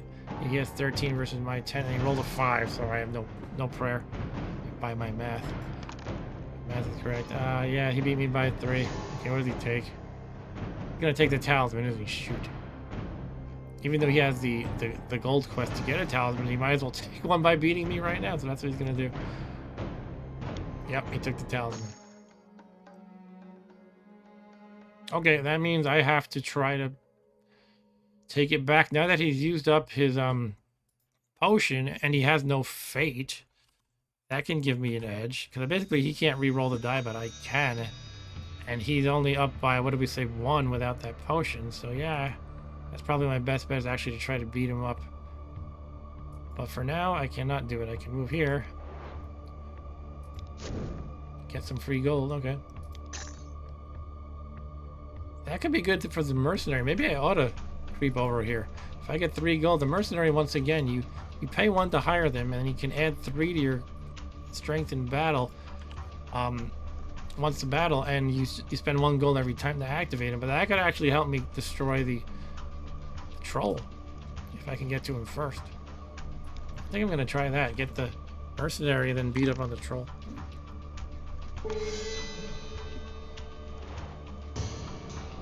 It's actually interesting because if we both wind up fighting in the end game space, the Crown of Command, I will be stronger than him. Oh, okay, somebody else just found a talisman, the elf. He dropped it? What just happened? Hold on. I wish I could make it stop. Anyway, what am I trying to say? For every combat in which I can activate the mercenary, I will be stronger than the troll in combat. But however, that makes it so that my gold is the determinant of how many times I can beat him, essentially. And that will run out fast if I'm trying to knock down all 7 of his lives, because you can only take down 1 life per combat. Plus he has a shield which will cancel 1/3 of those losses of life, if you follow that whole logic. But the troll and warrior are somehow fighting right now. I didn't know they were near each other. I missed what happened there, but they just stalemated. Hey Stu, how's it going? No, this is not Hearthstone, this is Talisman, which I believe you watched me play before. So yeah, somehow the warrior got up here and they were just fighting those 2 crazy cats. Did he just find another talisman? He did. He's gonna drop one, or what's happening? I'm missing what's happening, but oh, he just got another one from getting 2 gold. Does he have 3 talismans now? Or? He got where are these talismans going? Are you able... I'm totally lost. Everything's flying so fast because it doesn't let me slow down the UI animations when I play online. And for Stu's benefit, I was playing with Rob Bob originally until he had to go to bed, but it's still considered an online game, even though I'm only playing with AI. So with the online games, you cannot make the animations and the UI stuff slow down, so it's kind of hard to follow sometimes. But yeah, apparently people are throwing out their talismans to their purchase deck, and I'm kind of lost to how that's even an option to them. I wonder if I'm playing with some kind of a special optional rule that you can dump talismans to the deck. Anyway, basically the troll has the only talisman right now.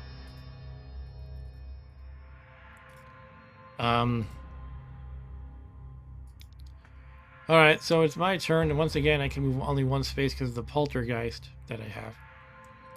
And again, my goal is going to be try to get over here to hire the mercenary mostly, and also to get the free craft from the Fountain of Wisdom while I'm at it.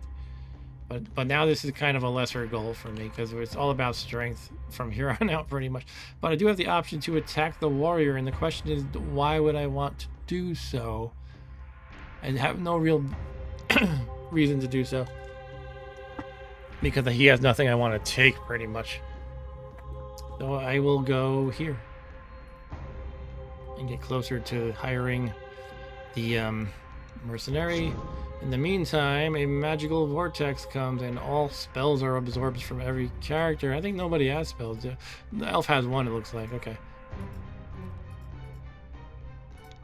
So the elf discards the spell, and that's that. Back over to the elf. What you doing tonight, Stu? Are you streaming? You used to always stream on Sunday nights, didn't you? The elf encounters the maze, does nothing. The warrior lands over here and gets a talisman. Was that dropped there, or did he just draw it? Again, I'm kind of losing track of what's going on with these talismans flying everywhere. But he has one now, nonetheless. I think he just drew it. The troll rolls a 4, which means he can go to the temple. And he rolls a 9, which gets him a spell, which is wasted on him because he doesn't have enough craft to hold a spell. Anyway, now I will use my 1 move to do what I've been talking about. I have to draw a card first and find another shadow. There was one here before, wasn't there? It's kind of funny. So I'm up by 2. Minecraft 4 versus his 2. Of course, I roll a crappy roll, so my total is 6, but he rolls even crappier. So 6 versus 3 means I win. Thank you, Mr. Shadow. And yes, I will take the mercenary for 1 gold, and I'll take my free craft, thank you. And now I can also trade in these 2 shadows as trophies, because they have 2 + 2 = 4 trophy value altogether, which is enough to get me that initial level up. And my first level up for craft just happened. Hooray. Alright, so yeah, I don't have a talisman.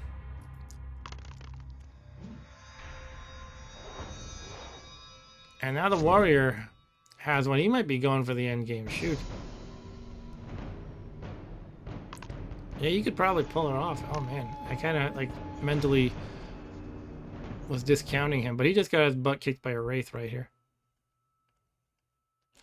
So I don't know what I'm gonna do. I need to ditch the stupid poltergeist, and for those who just joined, this poltergeist is limiting me to moving 1 space per turn. But if I cross the river in any way, I will lose the poltergeist. The troll's attacking the warrior.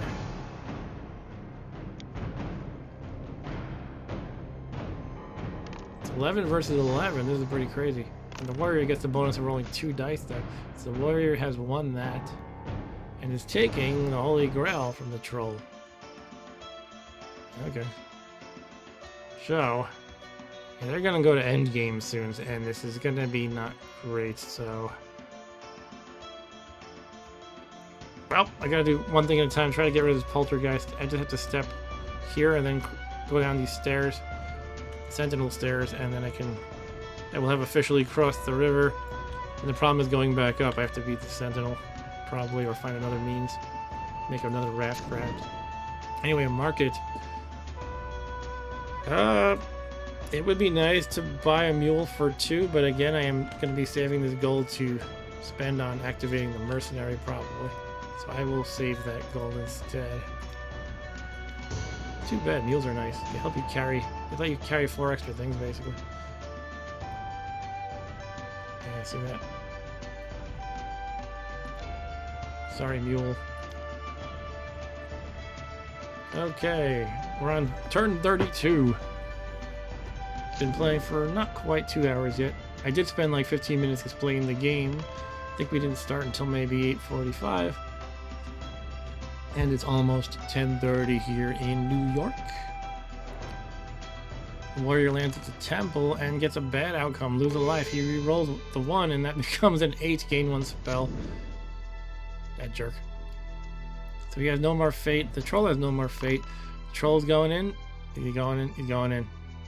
He's going to use his strength to try to break through the portal of power, and he does so. He had to roll 10 or less because that's his strength on 2 dice. He rolled a 9, so he's going for the end game. What he's going to do definitely is take the strength path, which is here, and pretty much this is going to be the deciding roll, just because I know how this plays out. He has to roll next turn when he goes to the crypt, because he moves in this middle region 1 space at a time, the inner region 1 space at a time. He's going to go here. He's going to have to roll 3 dice or less against his strength. So 10 or less. On 3 dice, that's roughly like the apex of the bell curve on 3 dice. It might be slightly to the left of the apex. And yeah, I mean, if he makes that, he's pretty much won the game, is my prediction. But if he fails it, that is good for us, the rest of us. One thing is fate can make a huge difference in making or breaking that roll, because you can take just 1 of those dice and re-roll it. If he had any fate, I would be more concerned. I'm still pretty concerned, but I think he's roughly got something like, I don't know, a 45% chance of making that roll. Here's the thing though, depending on how badly you fail, the worse you fail, the farther back you go. If he only fails by 1, all he does is he goes back to the plane of peril, which would mean he would go right back here, and then the next turn, he goes right back and tries again. So you really have to fail by a lot for it to be devastating. So yeah, it's not a great situation. But anyway, I will do what I can to try to catch up. For now, I just have to get rid of this stupid poltergeist. I am tempted to use the poltergeist's ability to go back and gain a craft, but I'm going to put that thought aside because, again, the craft isn't really helping me right now. Hey, Dan the Man. How's it going?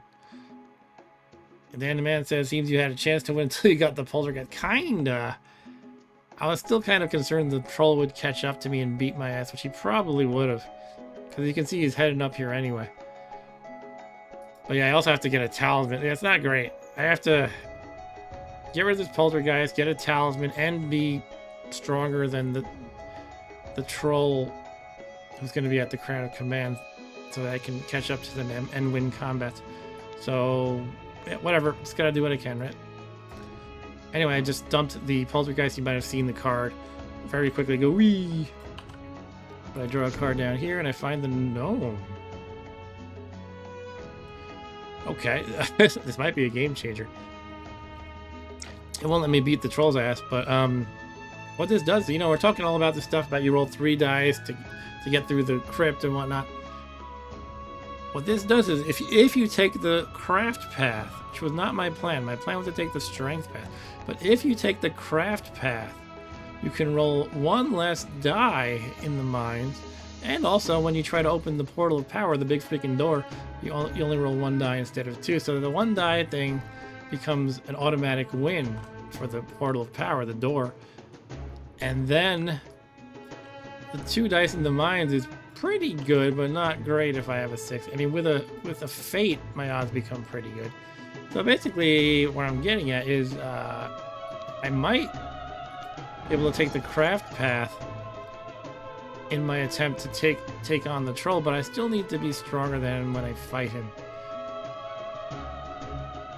And Stu said, what happened to that naked vampire family? Naked vampire family. I don't know what you're even referring to. You're referring to this vampire's tower here? They're not naked though. Was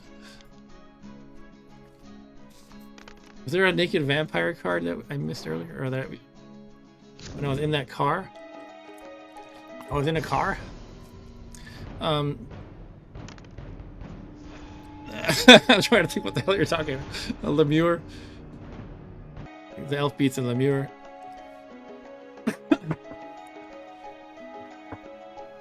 Okay, warrior cast a hex spell. Interesting.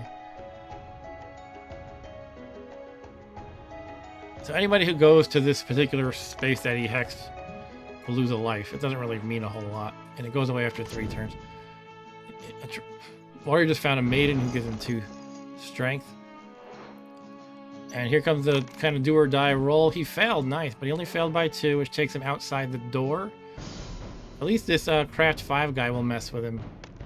Yeah, he lost this fight, so he's gonna lose a life. That's good. Now I'll just reiterate what happened for those who couldn't follow. So he had to roll 3 dice here and basically roll 10 or less because his strength is 10. But he failed by 2, and if you look at the space, it said if you fail by 2, you go to the fail by 2 or 3, you go to the portal of power, which is just outside the door that is called the portal of power. And since there is a craft 5 monster waiting for him there, his meager craft 1 got him killed, so he lost a life. Anyway, it is my turn now. Now I'm not sure what my immediate plan is. Obviously I want to beef up a bit because I have an inevitable one-on-one with the troll. And I would like to take his talisman too, or otherwise get one. I can get a talisman by fighting the warrior or the troll, but they're kind of both stronger than me in battle. And the warrior can use 2 weapons, so his swords would count twice. He'd functionally have 11, plus his warrior ability is to roll 2 dice instead of 1 and keep the higher one. So I really can't take on either of them with a huge amount of confidence right now. All right, Eric, thanks for joining, and I'll see you next time probably. Anyway, why don't I just roll a die and then plan accordingly. Okay, I can go to the hex, which doesn't do me any good. Or I could fight this craft 5 guy, which is kind of the same thing that was here. Alternatively, I can go up the stairs if I try to fight the sentinel. I mean, really, I do gotta try to beef up strength. If I could fight this dragon, that would help. So if there wasn't a big freaking hex right here that killed you, I might just go there because it's near the dragon. Next thing I'm thinking is, can I beat up the elf and take anything from him? No, he has nothing. Just his Lemure trophy. Not any objects I can take. So I don't know. Not great options here right now. Alright, I guess I'm just gonna fight this Craft 5 guy. Oh, do I want to just head back up the stairs again, maybe?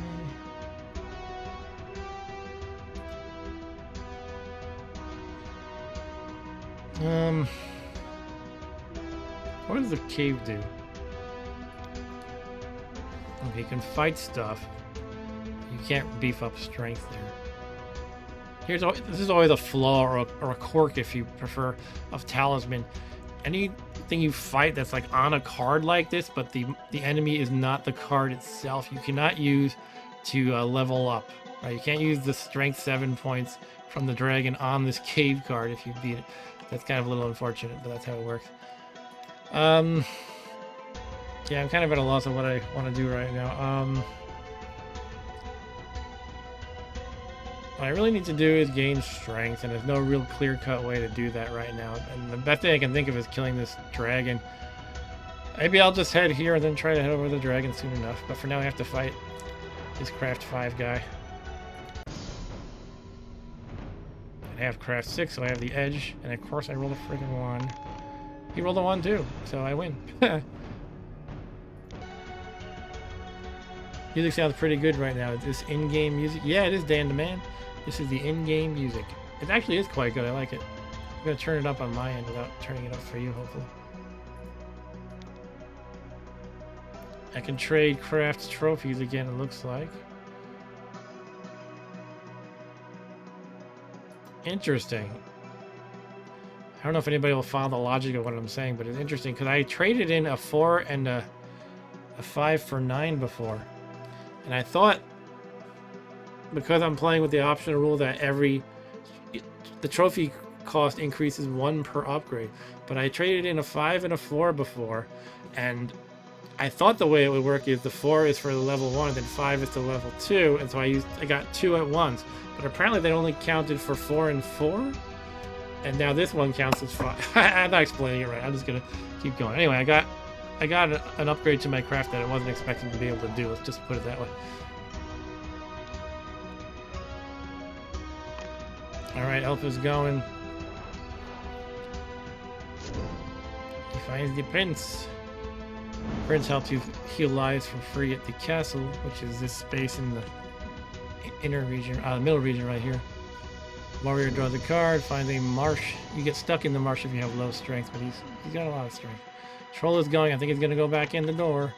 Yep, he's going in, right? He's using his strength. He needs a 10 or less to make it. He makes it. All right, he's going. Yeah, it sucks. Is there any healer on the board, by the way? The healer is like a key component to trying to stave off the Crown of Command. Healer is a guy who sits on the board. We don't have him. He heals you for 2 lives for free every time you land on it. And that can kind of ward off the Crown of Command gradually taking your lives. And Stu says, is there an option to pray to a deity? No, you can only pray to certain things on the board, like this shrine here. This card here. And pray is actually the action word that they list on some of these spaces and cards, because actually some characters, such as the priest, add 1 to their praying rolls, no matter where they're praying. Alright, anyway, where am I? Did I roll a die yet? Sorry, I'm blabbing away. Let's roll a die. Roll a 1. Okay, I was hoping to move along a little more. Trying to head over to that dragon, perhaps. Alright, we creep along into the fields. Draw an adventure card and get a free bag of gold. That's good. It fuels my mercenary that I've hired. Mr. Elfie goes 5. He goes to the Mystic. The Elf is pretty much, he has no chance. He's just kind of wasting all our time. He becomes good. Okay, he's no longer evil. He's good. Warrior should go and try to catch up with the troll. Really, I don't know why he's not. I guess he's kind of in the similar boat as I am in a sense. Oh, there is another animal here, and he's gonna kill him once again. Man, so my character's ability as a minstrel, for those who missed it, is I can charm an animal if I land on it. And it's quite beneficial because it adds its strength to your combat from then on. But all the animals have been encountered, I think, and killed. We lost a serpent, ape, bear, boar. He passed his roll over here. Okay. So this is pretty much it. He's gonna make it to the end, pretty much guarantees. This is the only thing that's really going to hold him up. This next space is dice with death. And when you do it dice with death, is the player rolls 2 dice and death rolls 2 dice. Higher roller wins. If death wins, he loses 1 life and stays in the space and has to roll again. So essentially, 50-50 chance he'll make it. And if we're really lucky, maybe he'll get stuck there 2 or 3 turns and lose 2 or 3 lives. But typically, you know, you only lose 1 or 2. Sometimes 0. It seems to happen more often than not that it's 0. I don't know why. Maybe because I'm always hoping for someone to get stuck at death for a while. Anyway, I'm going now. But after that, he's going to trounce the werewolf in the werewolf den, make it to this space, and head to the crown. One way I could play it is desperately try to draw spells in the hope I can get acquisition. Acquisition lets you steal 1 item from any player, and therefore I could steal his talisman just as he's going to use it to get into the space before the Crown of Command, which you need the talisman to get to. Otherwise, if he doesn't have a talisman there, he'll have to turn around. I wonder, is there any way I can actually get a spell? What does this guy do? I think he only affects good people. I'm good, though. Give a spell once per visit to each good player. Yeah. I think I'm going to go for that. Roll a 1, though. Can I get a spell at anything here? I can if I go to the enchanters and happen to roll a 6, but that's not great. You know, I hate to burn fate for a diary roll, but I think I might just do that. I don't know. Trying to think if I'm going to use the fate elsewhere otherwise. And maybe I'll hold on to the fate. I don't know. I'll just mosey on over here uselessly. Well, now I gotta decide, do I really want to kill this dragon like I was saying before, or try to hover around here and gather spells? I think the hovering might be my best bet. And maybe I'll use fate once it starts getting desperate. But for now, I'll hold on to the fate. Yeah, that's pretty cool. 2 craft. I'll take it. What would be really great is if I had a way. I'm trying to think if I'm playing the very stripped down base game without expansion just to keep it simple. But I'm thinking, is there any object I can get that lets me engage enemies in psychic combat, which means use craft instead of strength? Because if I can get one of those, I can own the troll. I just have to get to him and get a talisman, but he's gonna dice with death. His roll is 11. Oh, come on. And death rolled a 4. All right, death, you didn't help me at all, death. Screw you, death. Now, this is the best part. When you're playing with people in real life around the table, you can make all these jokes, like quoting from Bill and Ted when they're playing like Twister and stuff with Death. And Death keeps saying, like, you know, best 2 out of 3. But he just beat Death the first try. So Death is like best 2 out of 3, but he's just gonna go to the next space anyway. Anyway, let's see what I roll here. 2. No, I wanted a 3 basically. Crags. Yeah, I'm gonna go with the crit because there's a 1 in 6 chance I can upgrade my strength there if I roll a 6. A barbarian leads you out, gain 1 strength. Fat chance, right? I rolled a 1. Attacked by a spirit of crash 4. At least I'll own that guy. Craig's spirit is actually a pretty creepy looking piece of artwork. But I totally owned it. 15 total versus 7. Okay. Over to the useless elf. Just give up, elf. Oh, he's gonna get a free spell from the mage. Use acquisition if you have it, man. Do you have acquisition? He won't tell me. Okay, warrior goes to the warlock cave but chooses not to roll for a quest. This is how much strength. He just had to roll for how much strength the werewolf here has. He only has 9 strength, so I mean that's pretty good, but It's not going to stop this troll, most likely. Roll a 6! The troll rolled a 6. Alright, the troll carved his way through the werewolf's den, no problem. These rolls are pretty crazy. Now all he does is he spends next turn walking here, and there's no dangers on this space. So basically in 2 turns he's at the crown. I roll a 6. Is that going to do me any good?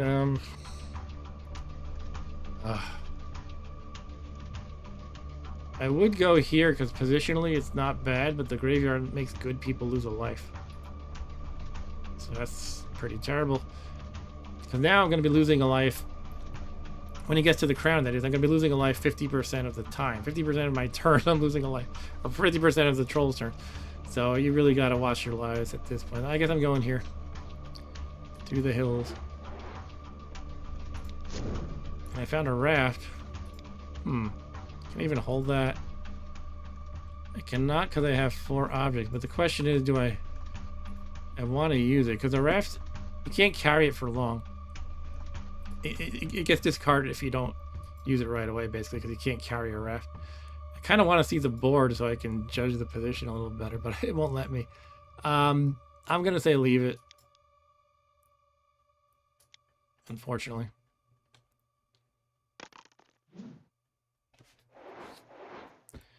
Okay, he goes to the sentinel space, finds the devil. He's good, so he's going to lose a life from the devil. Haha. He's going to shout at the devil.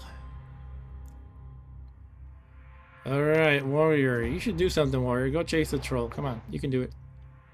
He goes to the market. This little warrior goes to market, and he buys nothing. Okay.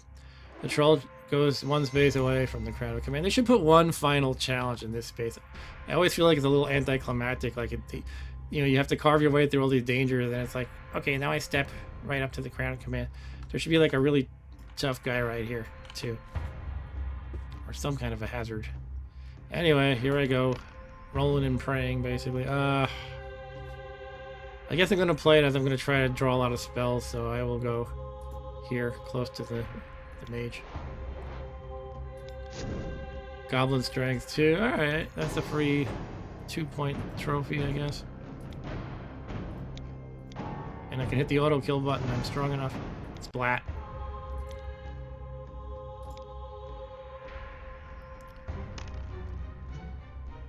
The elf who's wasting our time goes. Draws a magical. That's good. I'm going to beat him up and take it if I land on him. It gives you 1 strength while you have it. I'm getting to the point where I have to juggle my inventory because you can only hold 4 objects. The wizard, the warrior went somewhere and got healed, and now the troll makes it to the crown. He rolls the die for the command spell. Every turn he'll do this. 4, 5, or 6 means everyone but him loses a life. 1, 2, or 3 means we can breathe safe for the time being. Breathe easy for the time being. He rolls a 3, we can breathe easy for this turn. And this is how the game is won. Once somebody makes it to the crown, losing all your lives, you're out of the game. Before someone makes it to the crown, you get to start with a new character, like Rob Bob did earlier. Rolled a 5. The shrine could be something. I could get I could get a fate or a teleport to any space there. Those are good things. A life, those are all good things. Yeah, spell. Basically anything but a 1 is good. So let's do it. And a 1 is just ignored. It's not a negative thing. It's just not good. A life, sure, I'll take it. It's another 2 turns on average to survive with the Crown of Command in play.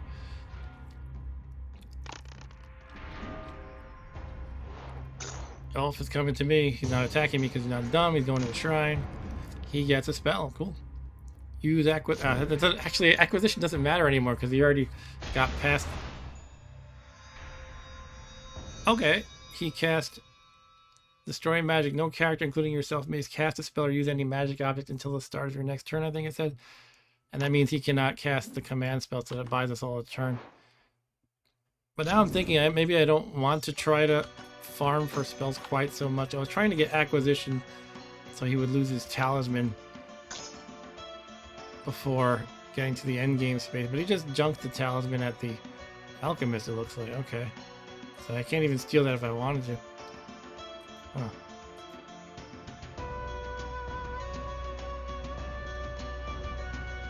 I can steal the warrior's talisman. I don't know, maybe Maybe I should lose the spell farm. I don't really see a huge benefit to it anymore. Alright, so I'm gonna head over to this dragon to try to kill. It's getting pretty desperate, really. But I might as well move here, and I could buy a spell from this guy. Maybe there's something useful in the spell deck. Even if acquisition won't help anymore. Actually, it could help because I could steal the talisman from the warrior. Just wouldn't be as good as I was hoping for earlier to try to block the troll from getting to the crown. Well, let's buy one spell, sure. Got Temporal Warp. That's good. It gives me 3 free turns, essentially. But I can cast it at the start of my turn, so I can't do it right now. I can do it at the start of my next turn. And I'm going to queue it up so I don't forget. There's like, you know, because this is... the time you can use it is very specific. If you miss your opportunity, you can screw yourself. So you have this option to queue up spells. So I'm going to hit Q now, which means the next time it's applicable, it'll be cast. So I hit Q, now I hit dismiss. Alright. And that is my turn. So that way I won't miss my magical tiny time frame in which I can use it. Elf heads over to the chapel and gets healed. It's not a bad play. As the troll is Crown of Commanding us, the good characters can all try to land on the chapel actually and get healed up for free. And make the game last forever. Got a fairy which grants a wish. Dan the Man asks, is it possible to reach the troll and fight him? Where are you at? Oh, so he is able to cast the command despite that destroy magic that was spell that was cast. Okay. I thought it would block the commands. I'll answer your question in a second, Dan. All right, we don't take an effect. We don't take any death. Yeah, so Dan, it you definitely can, and that's my goal. Is you can fight him there. But what happens is, so I get 3 turns right now. By the way, what happens is when you're here with somebody, you're sharing the command space. Every turn that the 2 people who are there, or more people, you have to attack the other player. So what I need to get is higher strength than the troll, so I can actually beat him in those battles. And what he has is 10 strength naturally, plus the axe gives him 1 in combat. Whereas I have 9, plus the axe gives me 1. So really, I just want to get like maybe 2 more strength. But the thing is, I also need a talisman to get up to this space and catch up to him. So it's kind of my goal, maybe to get like 2 more strength and then go for it. Plus I have this mercenary who I can activate at the cost of 1 gold each. I only have 2 gold, so I can only do it twice. But he'll add 3 to my combat twice, so that would actually be quite helpful too. But yeah, I basically need maybe two more strength and a talisman, and then I can run for it. One nice thing about him being stuck here and not able to find new things and draw new cards is he can't actually beef up his strength. So it's all about me beefing up and then catching up with him. Or maybe the warrior could actually do it. But he seems to be... I don't know what the warrior is doing. He's probably trying to beef up too, honestly, yeah. So I landed on the dragon, which is one of my keys to beefing up, actually. Because it is a strength 7 dragon. I should be able to kill it and then trade in its trophy value to upgrade my own strength. This space here is actually pretty interesting, the magic portal. Because it can teleport you to a random place, including the plane of peril, which is this inner region space right here. But I don't want to go there just yet, so I'm going to go kill this dragon. It's not a guaranteed win, unfortunately, but I have a strong probability of beating it. Strength 7 versus my 10. And because I have a special ability, I can actually choose not to encounter it, but I want to kill it. This is my path to victory, is by killing this dragon. At least my Hail Mary chance. Okay, I rolled a 3 for a total of 13. He rolled a 3 for a total of 10. I beat it. And the minstrel who can slay a dragon. Take that, dragon. Now here's the thing. What is my current trophy value?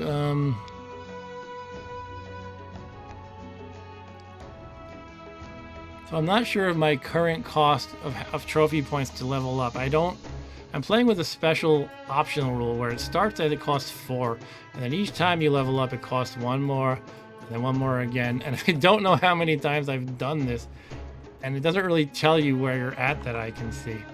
So in other words, I'm trying to think of, should I spend both of these, or maybe just burn the dragon to get 1, or I'm not really sure how much my current trophy value is, or where would even say that? I guess it doesn't tell you, unfortunately. So let me think about this. I mean, I definitely upgraded strength a lot, but it was mostly from like random effects. Like 2 of them were from the Enchantress space. I think 1 was from the Magic Stream.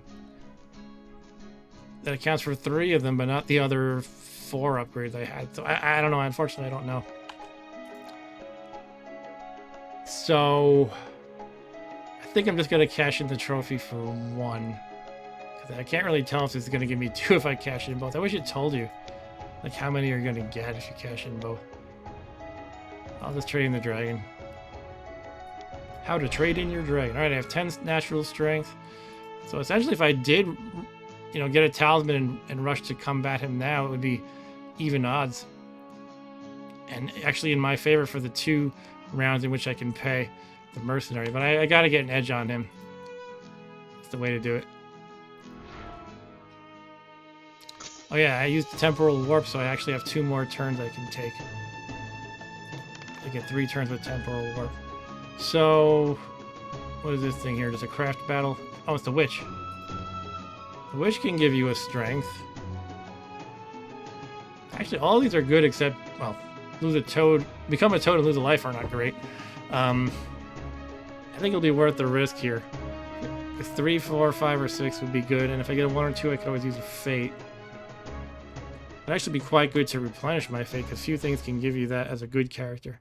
If you're evil, you can just waltz over to the graveyard and replenish all your fate. But I'm good. Yeah, I'm gonna go for the Witch. Must be the season of the Witch. Alright, let's see what happens. Ugh, lose a strength is not what I want. It's probably the worst outcome. I mean, Toad would be terrible too, but I guess I'm gonna use a fate and hold my breath. 3, gain a strength, yeah! Perfect. Oh, 2 would actually lose a life, not a strength. Still bad though. But gain a strength. Sure, I'll take that for sure. Wow. Alright, now my plan is gonna be get a talisman and just book for the end game. I mean, I feel a little better with a little more strength, but I know that I shouldn't push that too hard, or his Crown of Command life sucking will probably outpace me. But I do need to get that talisman, so it's either attack warrior and get it, or go up to the Warlock's Cave and complete a quest again, or just randomly chance upon one, I suppose, but that's not really a plan. So yeah, let me try to head towards, in either case I'm going to be going up the stairs probably, so I might as well head over to where the warrior is. I do have an axe, so there is the possibility of building a raft if I'm in the woods to cross the river. Anyway, let's get moving. The forest or the city. That's true, Dan the Man. The acquisition spell would be nice. I could steal it from the warrior. But it's not really worth trying to cycle through the whole spell deck for that one acquisition card. That's kind of like a really desperate move. The forest is closer to where I want to be, but it does have the possibility of losing a whole turn, which would not be good. I'm gonna go there. Here we go. Oh, actually, you know what? I think my pixie lets me not roll a die if I choose. Yeah, you need not roll a die in the forest unless you wish to. Yeah, thank you, pixie. Don't roll. Ha, nice. The useless elf goes. Draws a card. Gets an amulet. You cannot cast spells, including the command spell. And no spells affect you except the command spell. Huh, he dropped that. Actually, I should get his magic belt. I meant to get the... That'll give me a nice little extra edge if I kill the elf and take his belt. It gives you 1 strength. He's casting destruction on this fairy for some reason. Actually, that would have been a good place for me to land on. It gives you a wish, which means you could get a craft, or a spell, or a strength. I could have gotten myself a craft, strength that way. But he decided to cast a spell of destruction on the fairy that's sitting on the board. He's fighting the sentinel. He might be running for the end game. Using his 2 swords and his shield. How do you use 2 swords and a shield together? I get that the warrior can use 2 weapons, but with a shield? He's got 3 arms? Oh, everybody involved rolled crap, but the warrior wins that. And he gets to get a craft and the rune sword. Oh my goodness. So the rune sword drains lives every time you kill someone. So that's going to be interesting if he's battling the troll at the end game. And he wins, he'll basically sap all his lives, and then I'll have a bigger problem on my hands. Anyway, here comes the Crown of Command spell. So far, it's been all 1, 2, 3s, which means no effect, but there you go, 6. We all lose a life, but the troll. And the clock is ticking.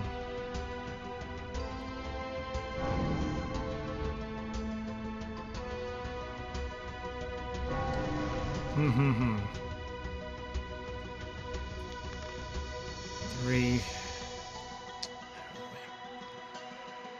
Do we want to try to hunt that elf? It can take a while to get to it. It's like land precisely on it.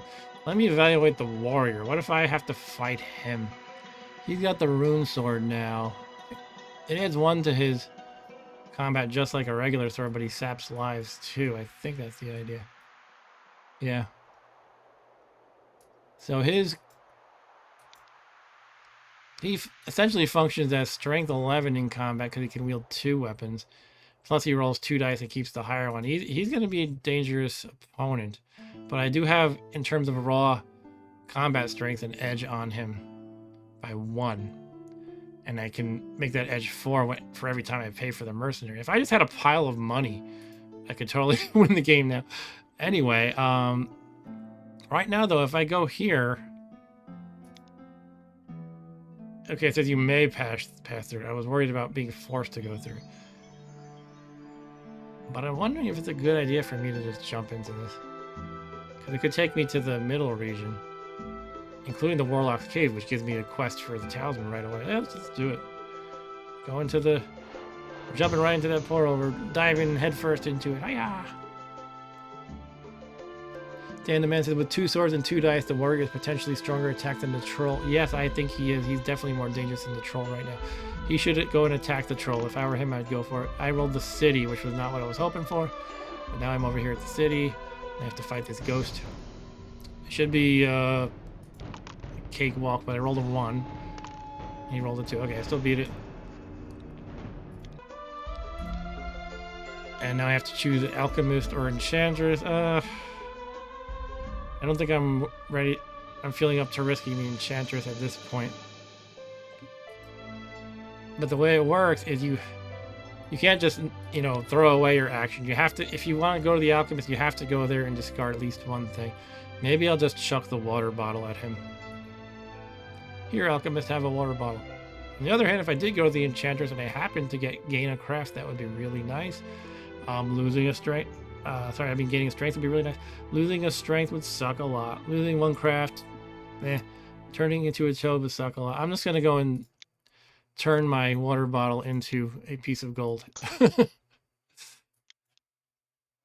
Actually, shit, I should maybe even dump more things, because that can fuel my mercenary.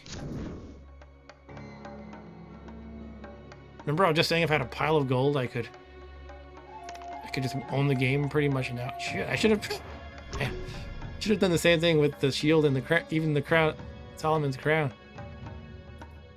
Oh, he's casting something. Warrior's casting something on the troll. What is it? Immobility. Okay. All right, so they lose a turn. That's good. Thank you, warrior.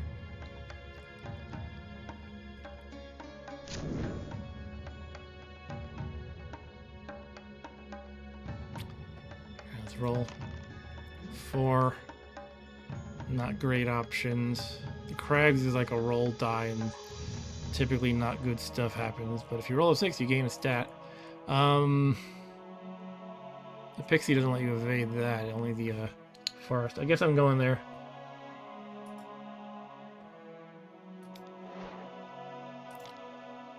Here we go. Oh, I can choose not to roll. Oh, I have. Oh, the gnome lets me not roll. I think. Let me see that. Yeah, you need not roll to die in the Crags. Yeah, let's not roll. Part of me goes, hey, 1 in 6 chance of getting a strength, but 2 in 6 chance of losing a turn. So gotta play the odds, I guess. Doppelganger. Always has the total strength as same total strength as its opponent. He evades it because he's in. How do you evade it? I don't. Oh, he's in the woods. Elf can evade enemies in the woods. Right. Instructor. He's destroying the instructor. What's with this guy? And how many destruction spells does he have? All the instructor is you can pay 3 gold. For every 3 gold you spend, you can upgrade strength or craft. And he's like, I'm gonna destroy that card. I don't want that. Maybe he doesn't want me getting it. I guess it could be a valid play. He draws a helmet. He's carrying too much and must just ditch stuff. Troll rolls for the crown. 1, 2, 3. 1, 2, 3. 1, 2, 3. And he rolls a 1. Okay. So if I roll a 2, I'm going to beat up the elf and take his magic belt. Otherwise, I'm going to try to basically go up the stairs and try to get to the Talisman quest dude. Okay, I did not roll the elf murdering roll that I needed. I can also try to fight this craft 10 demon. That doesn't seem worthwhile. Let's do it. Go up the stairs.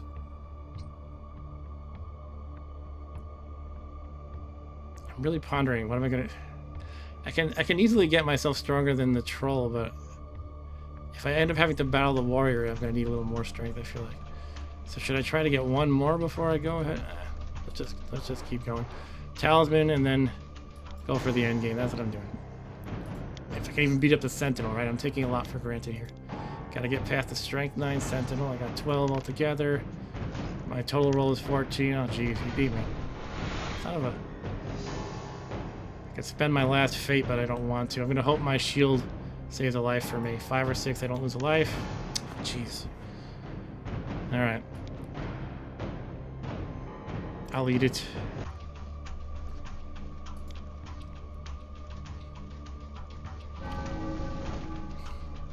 I'm actually thinking of taking a quick stop at the chapel to heal up first, now that I'm below my starting health. See, it's red, it means I'm below my starting health, which is 4. Starting lives. Sorry, that's the term, lives, in this game.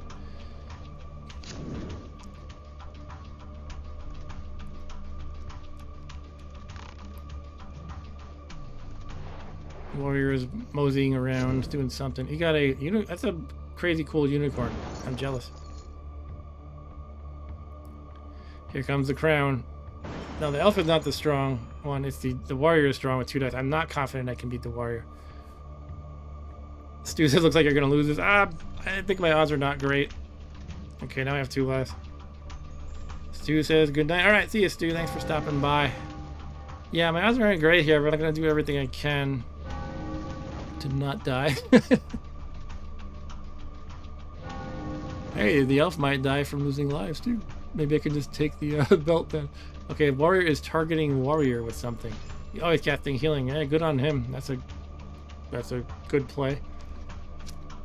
Actually, he should have saved that. He was only down by 1 from his starting health, and he heals, I think, up to the max. Let me check that out though. Looking at the discard pile. Yeah, it heals you up to your starting life value. He should have saved that for sure. There's 2 options. The AI is just being dumb, or he wanted to like cycle through spells to get something else to happen. Anyway, now I will be happy if I roll a 1. No, sorry, a 2 to heal up here, or a 3 to beat up the elf, I guess. I rolled a 1 though. Well, praying at the shrine isn't the worst thing. Let's do that. Actually, it can be quite good, as we've seen before. 5 is gain a life. Nice. It buys me another turn or 2, right? I'll take it. I'd rather be fully healed, but I'll take it. The elf is teleporting. Cast the teleport spell, which puts him on any other space in the same region. And he's going to the chapel, which is right next to him. And he discarded something. I'm not sure what. He healed his lives. Alright, yeah, that's a good play, I guess. Healing lives at the chapel, right? Warrior heads over to this place. Gets a bag of gold randomly. Here comes the crown. 1, 2, 3. 1, 2, 3. 1, 2, 3. 1, 2, 3. 1, 2, 3. 1, 2, 3. 3, 2, 1. He got a 6. Oh shit. Okay. I'm down to 2 again. Oof. What other means of healing up are there? There's the castle here, but you have to pay for each one if you don't have the prince. Didn't somebody have the prince? I think the princess will work too. The elf has the prince. The maiden is not the... Oh, here's the warrior has the princess and the elf has the prince. I have no means of stealing a follower unless I happen to get the spell that does that. I think it's called Mesmerize. Alright, I'm hoping I roll a 1 right now, basically. 6 is not a 1. I mean, I could draw a spell at the sorcerer here. I kind of want to be in range of the chapel, though. That would take me out of range.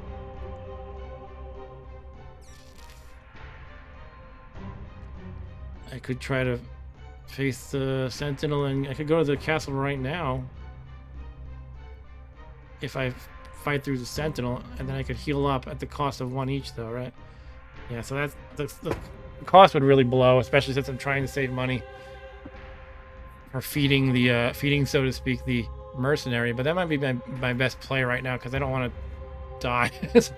And then I'll be kind of closer to the Warlock's Cave to get my Talisman quest. But let's see if I can even beat the Sentinel I lost last time. Alright. 12 versus 9. I mean, it's great odds, really, but of course I roll a freaking 1 again. Oh, you rolled a 1 too, so I won. Yay! 13 versus 10 beats it. And we head to the castle. Please heal me, royal doctors. I wish they could do it for free, but no such luck. Hold on, what did I just do? 2 lives are healed. Okay, I'm back at 4, but I only have 1 gold. And the elf takes his turn.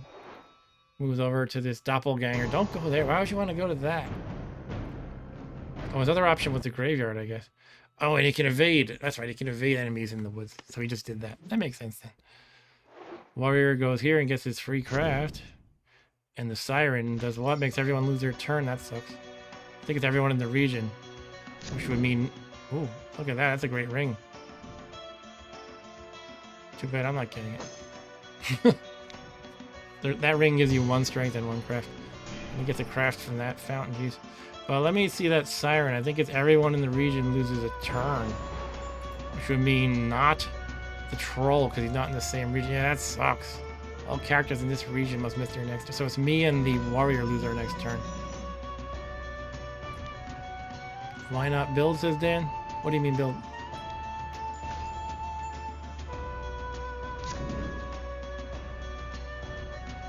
Oh. Okay, that warrior's looking more dangerous. I think he could easily take on the troll if he's brave enough to go in the middle. He also has the unicorn, which gives him a strength in combat.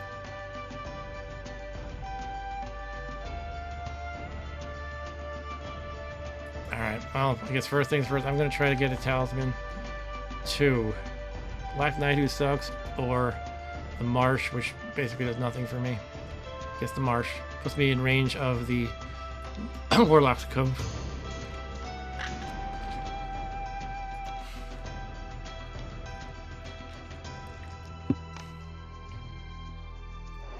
Elf goes 2, and what, visits the doctor. That makes sense. It's healed for 1 gold. Here comes the warrior. He's going in. Look at this. He's gonna do. I think he can easily beat the troll. If he can beat all the challenges in the middle region, he'll beat the troll. Then I have to deal with him though.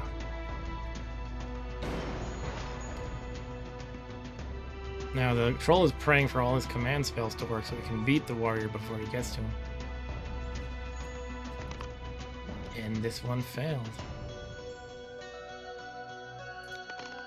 3. Okay, I'm creeping closer to the Warlock's...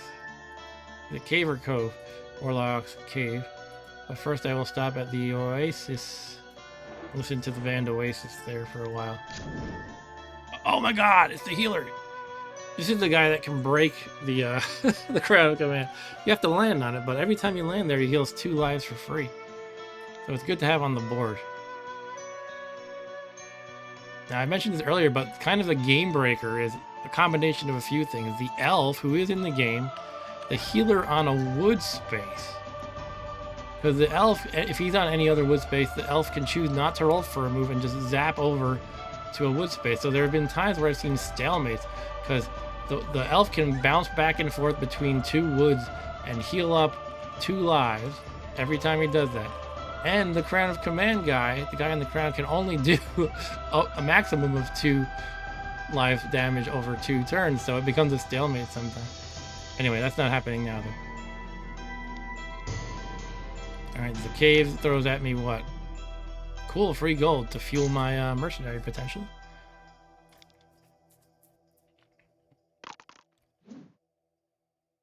And also to fuel heals at the castle. Oh, he got a hag. The elf got a hag, which makes you lose all followers. He had to discard them. And he cannot recruit new followers while the hag is with him. Oh, the warrior makes... No, he failed that roll. Wait a minute. Well, he rolled a 10, didn't he? Why do you have to go back? Did I miss something? How do you look at the damn log? There's a log in this game. Is this thing? No. I feel like they take it away in multiplayer or something.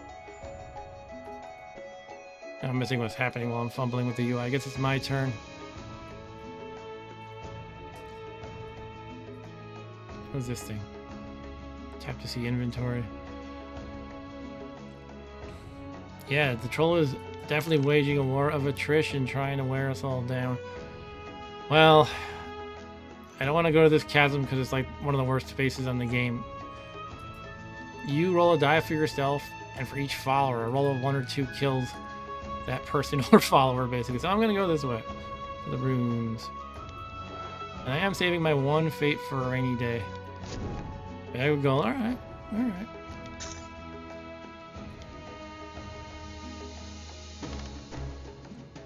Elf is being useless some more.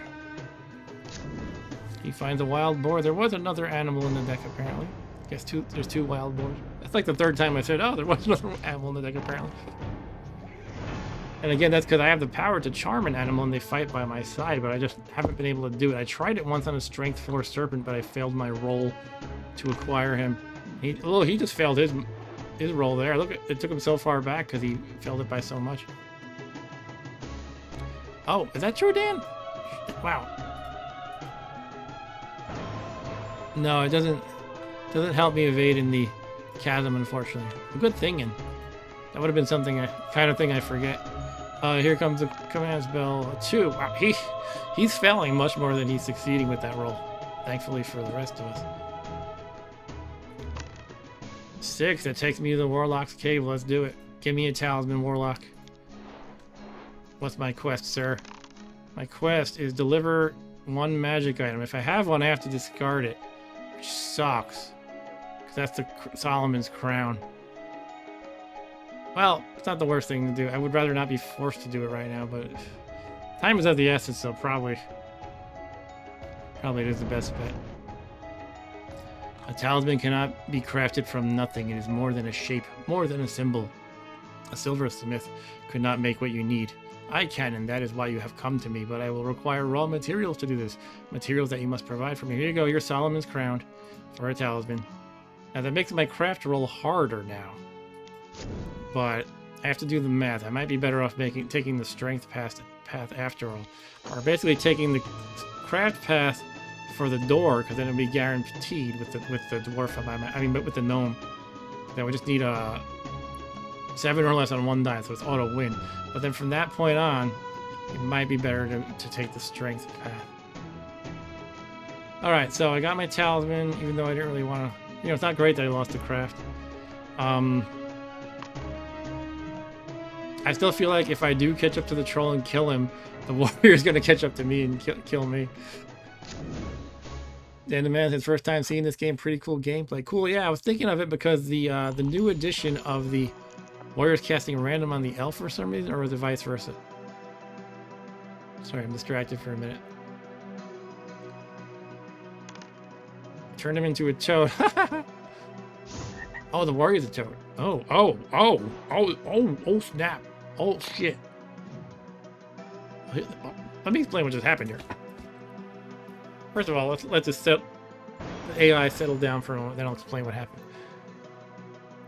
So he's gonna command us again, and I might take a damage, as usual.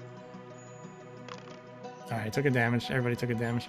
Now, the elf cast the random spell on the warrior who was sitting over here, and the random spell has a 1 in 6 chance of turning you into a toad.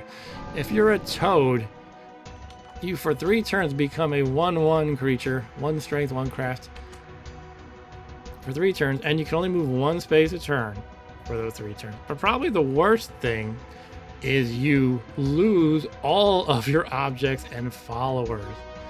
So I have to do a little kind of estimation in my head, but it might be beneficial for me to mosey on over to this space. The followers alone are amazing. The objects are good too, but I can't carry them all. There's a carrying capacity concern. I think it'll be worth it, because this would actually help me in 2 areas. It would make me stronger against the warrior in case I have to fight him, because I'd be getting a lot of his cool stuff. And also it would help me to defeat the troll. But the thing is, I have to be able to make it there and not lose all my lives in the meantime. So I could either rush the troll now or try to go for this stuff. That's the decision to make. Now, some of these things are really good. Look, the unicorn follower gives me 1 strength and craft. This ring gives me 1 strength and craft, so I'll definitely take that. Everything else I care less about. Those 2 things alone will be pretty big. And also the princess as a follower getting me free healing at the castle is pretty big. The mule actually lets me carry 4 more extra items, so I can take more of these things than I realize. And the maiden gives me 2 craft. I think I should go for it, yeah. But I have to actually get my ass over there before anybody else. And not die in the meantime. Now I have a few places I can land on to get healed. Like again, the chapel, but it's not guaranteed I'll land on them. And the healer's right here. If I roll a 2 right now, I'll just go with the healer, because that would be kind of a no-brainer, I guess.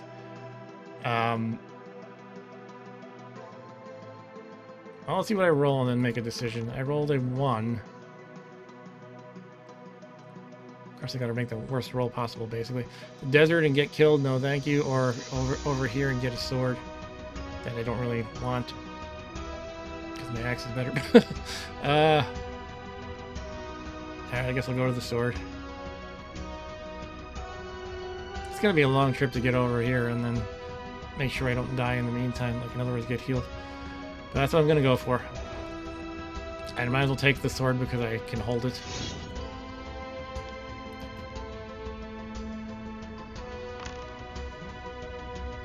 I played this longer than I meant to. My original plan was, yeah, it's Sunday night. We didn't do a stream last night. We've been missing a lot of our scheduled streams lately. So let's do kind of a makeup stream. We'll just go 8:30 to when you have to go to bed, Rob Bob. But now I'm so into this, I want to finish it. Hopefully I can finish it before midnight so I don't turn into a zombie for work tomorrow. I mean, if the troll rolls well, he's going to end it whether I like it or not.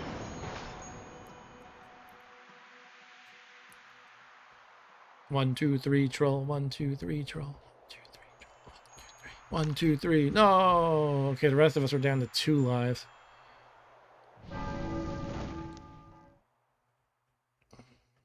One, 2, 3, 4, 5. This chapel's 7 spaces away, so I can't roll that next turn. But if I do roll again, if I roll onto the healer, which will be a 3, I'm definitely going there. 1 again. Jesus Christ. It might be time to call in the fate. I always hate to lose my last fate, but there's only so many final situations to save it for. So let's do that. Let's reroll. 2. Not that much better, but oh well. At least here I'll be in range of the chapel and the healer. 1, 2, 3, 4, 5, and 1, 2. Okay, they're both 5, which isn't great because it wouldn't split the odds. But okay, fine, whatever. It is what it is. Is what it is. Here I am drawing a card, and it's the Holy Lance. Do I care? It basically helps me beat up dragons more. I think I'd rather just hold on to my axe. But it's better than a sword, I suppose, so let me drop the sword in favor of that, I guess.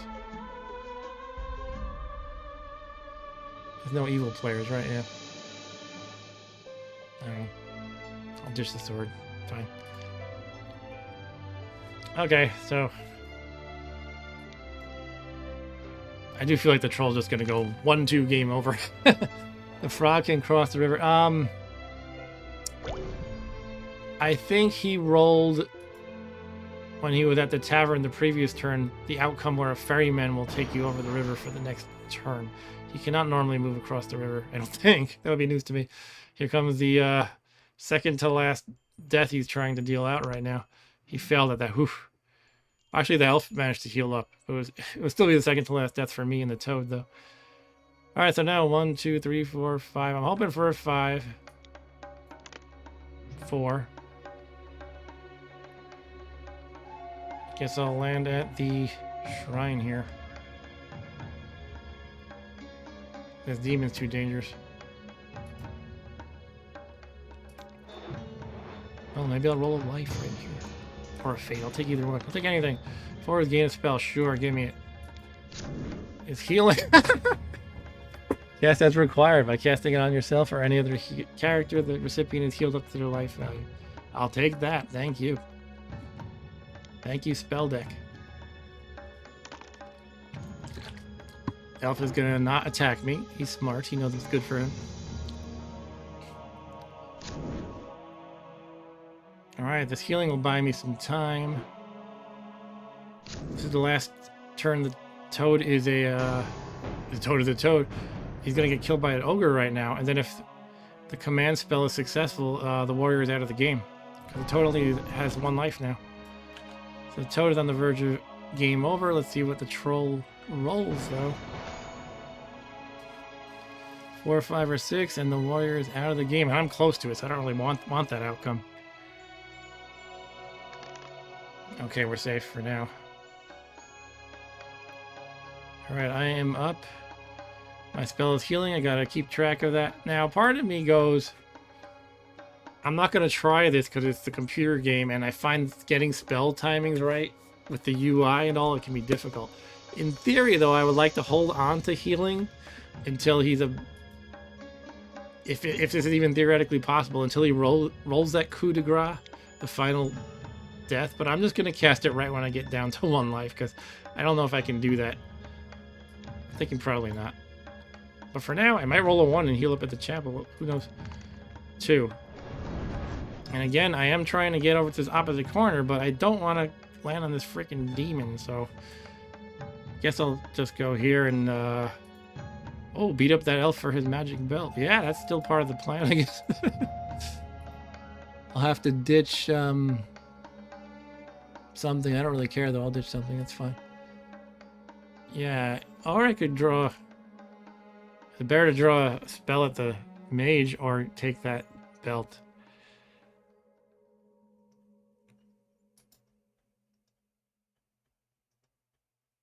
I might take the spell. I think I'm going to do that.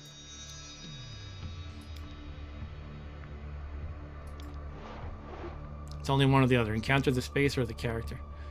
So give me a spell, Mr. Mage. His acquisition.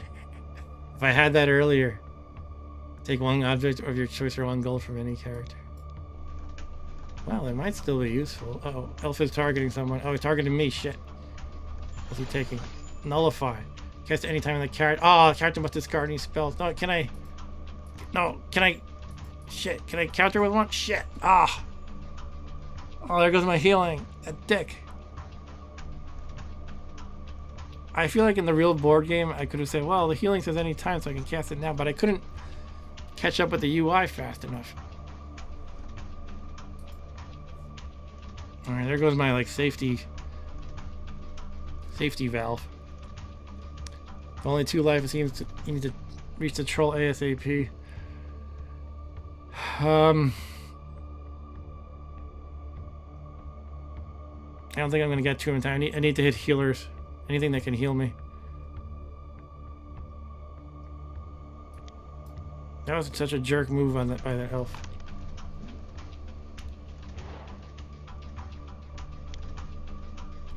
Gotta take every opportunity that can conceivably heal me. He just cashed in his magic belt that I wanted for 1 gold piece, that dick.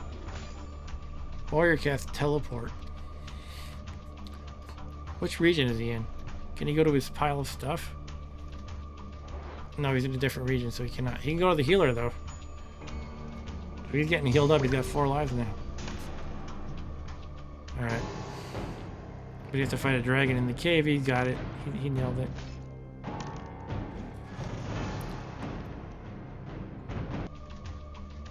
I gotta get some healing in. Trolls rolling. Give me a 1, 2, 3.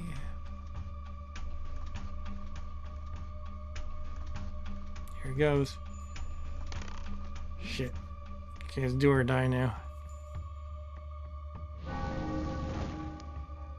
have no fate to reroll anything either. Okay. So 1 will heal me fully. If I roll a 5, I can spend all my gold to heal up at the doctor, city doctor. If I roll a 2, I can have a ghost of a chance of the shrine healing me. Or just giving me 1 life, not healing me fully.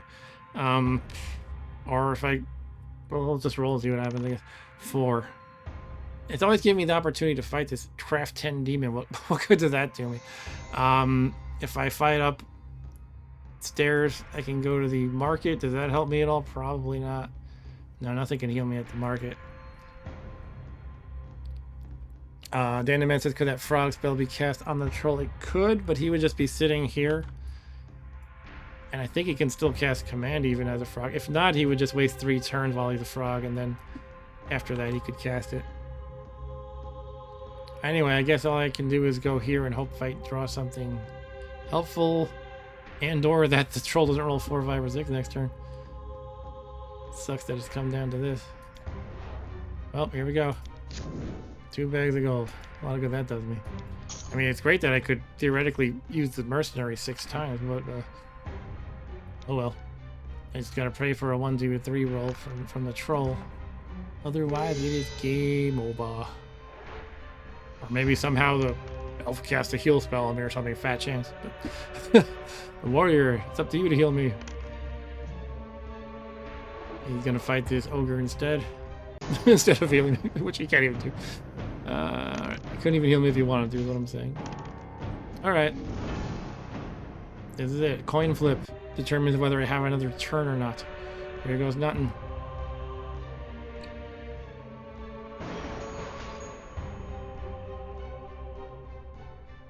Somebody counter it? No, nobody can counter it. Here it goes. Ah! I have another turn. Okay, a 1 or a 5 will save me. 6. What's this, a witch? Can the witch save me? I mean, it can...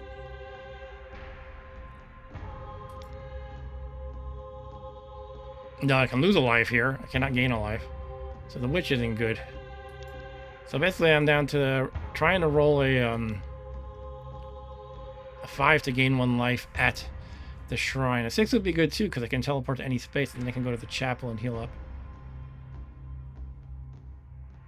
Alright, so it's the shrine then. And if a one third shot of healing up.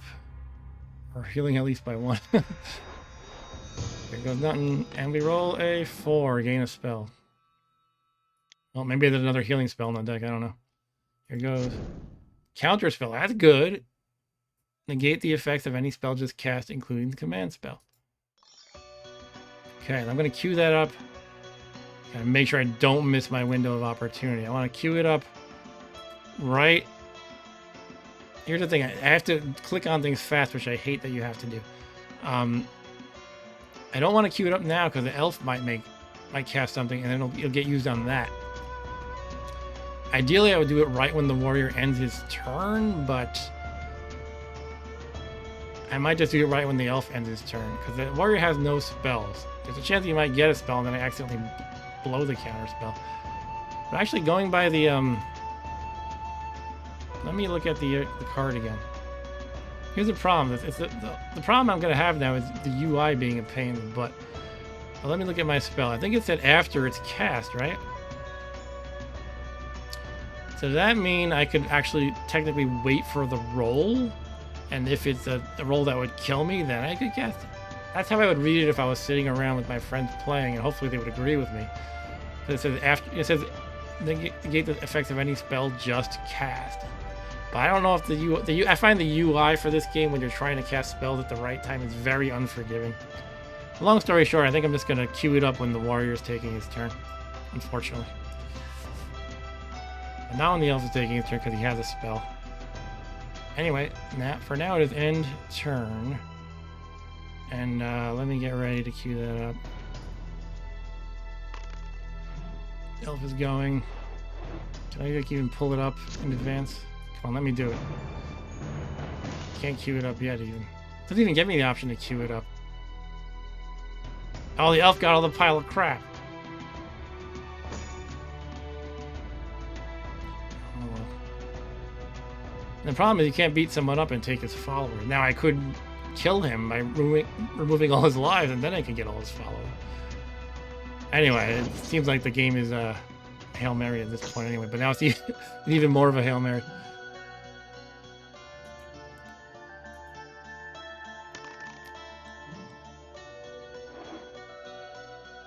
Warrior goes to the temple and gets which outcome? I don't care. Let me cast this spell. Yeah, I'm casting this shit. Let me cast it. Q. Jesus Christ. Okay, I just canceled it.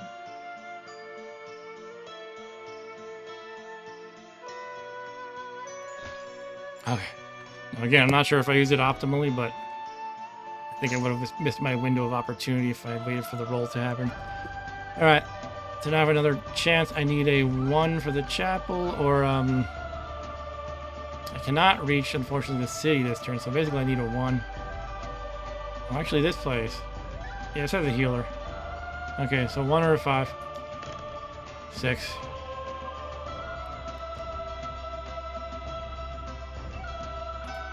I can get a spell from the sorcerer, or just a random card drawn. What do I want? Here, how many spells are in... how many heals are in the deck? Did we reshuffle yet? This is the discard pile I'm looking at, I guess. Yeah, we did not reshuffle yet, I don't think. We've been through... how many healings? 1, 2... Alright, you're gonna see something crazy now. I'm gonna bring out my physical talisman deck to count how many healings are in the spell deck and make my decision accordingly. Do I want to fish for a spell if there's another healing in the deck? I don't know if there is one. If there is no healing in the deck, then forget it. Here we go. Alright, where's my spells here? Spells, where are you? Here we go, here's my spell deck. Physical talisman set. Now I actually have expansions mixed into here. So the deck is bigger. But it shouldn't matter as far as the healing spells go. They're from the base set. How many heals are in the deck? And how many counter spells for that matter? Here's 1 counter spell. Counted 1 healing so far. This is the most ridiculous thing you'll see anyone do on a stream, perhaps. Besides something random to shock people. Here's the 2nd healing. I think there's only 2, unfortunately. Oh, there's another counter spell, though. So there's at least 2 counter spells. Teleport would be good, too. How many of those have we seen? Anyway, I think I'm gonna just because I saw another counter spell, I think it's worth fishing for a spell. Even if there's not another healing. Yeah, it looks like just the 2 healings. And 2 counter spells. And there might be other things that can help too that I'm not thinking of. Yeah, I got the physical board game. I also have my old edition that I was showing earlier. Like really old edition from when I was a teenager. Alright, I'm gonna go fishing in the spell deck. I think we only saw 1 counter spell, right? And teleport would help too, but not really sure if there's any more. Oh, we saw 2 counter spells already. Shit. Okay. How many? I think there might be nothing for me in this deck. There might be a random. Would that help me? I think there's like 2 or 3 randoms.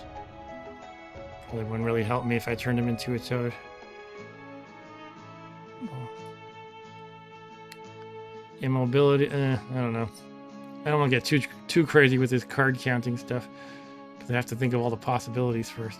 But there's no more counter spells, no more healing, which are kind of. What about immobility? How many of those have we seen? I don't know.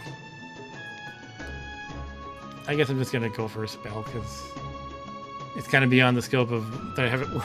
The possibilities are beyond what I have a grasp of at this point. I just have to do something. On the other hand, I want to be in range of the chapel for last turn. That does put me out of range.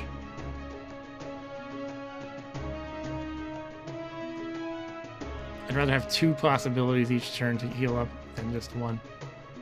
I guess I'll go here and maybe I'll draw something awesome if I'm like, I don't know. Hail Mary after Hail Mary is happening here. A blizzard. Oh shit. Only 1 space per turn. Well, that's actually not good. Next turn I'm guaranteed if I survive to be able to go to the healer that's at the city. If there is a next turn, that's the big thing. That's the big question. Is there a next turn? Me.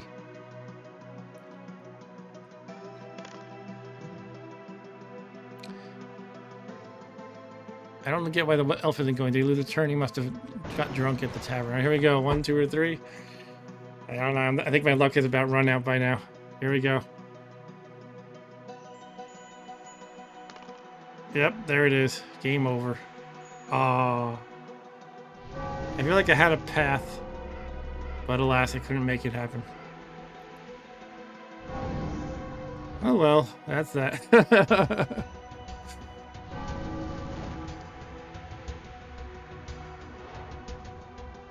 Well, do I want to keep watching them? I guess I ought to call the stream because it's late.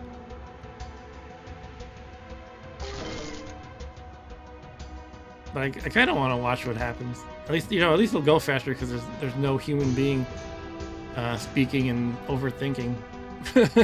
I'll give it a few minutes and see if the troll can finish them off.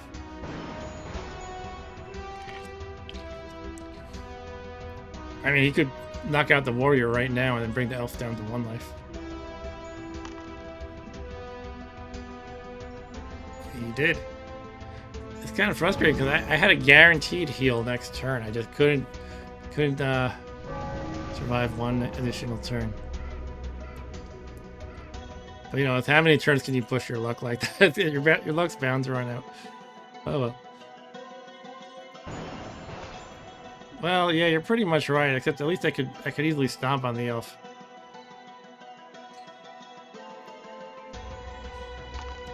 I'm actually wondering if I should have stayed in the inner area, middle area. And if you can land on this healer repeatedly, it's fantastic. I don't know. It's pretty much equally as probable as landing on the chapel repeatedly. There's one time I had, I think I just had like the princess for free heals at the castle and the healer within the middle region, and just having the 2 possibilities there of free heals was really huge, and I was able to buy a lot of time that way. But elf is getting into a fight with a farmer at the tavern, so this farmer doesn't know that there's an evil troll giving everybody heart attacks or something with his magical crown of command. What does it even do? The crown of command, it sounds like it makes you, it like controls people and makes them take an action that they don't want to do. So I can only think that they're stabbing themselves in the face or something. Anyway, this could be the end of the game right here.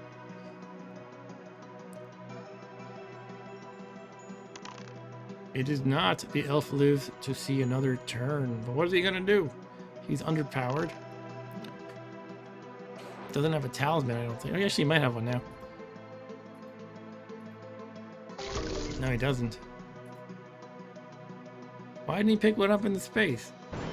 If I were him, I knew there would be like no chance basically, but you gotta just pick up the talisman and Hail Marys. Like the most the most unlikely of Hail Marys, but nonetheless, what other chance did he have? Okay, it's game over now. No, he got healed by 1. Okay. I missed it. The elf got healed by 1 last turn. So He lives to see another turn, but he's out of gold, so we cannot pay for heals anymore. Unless he lands on my pile of stuff. There should be 6 gold in my space.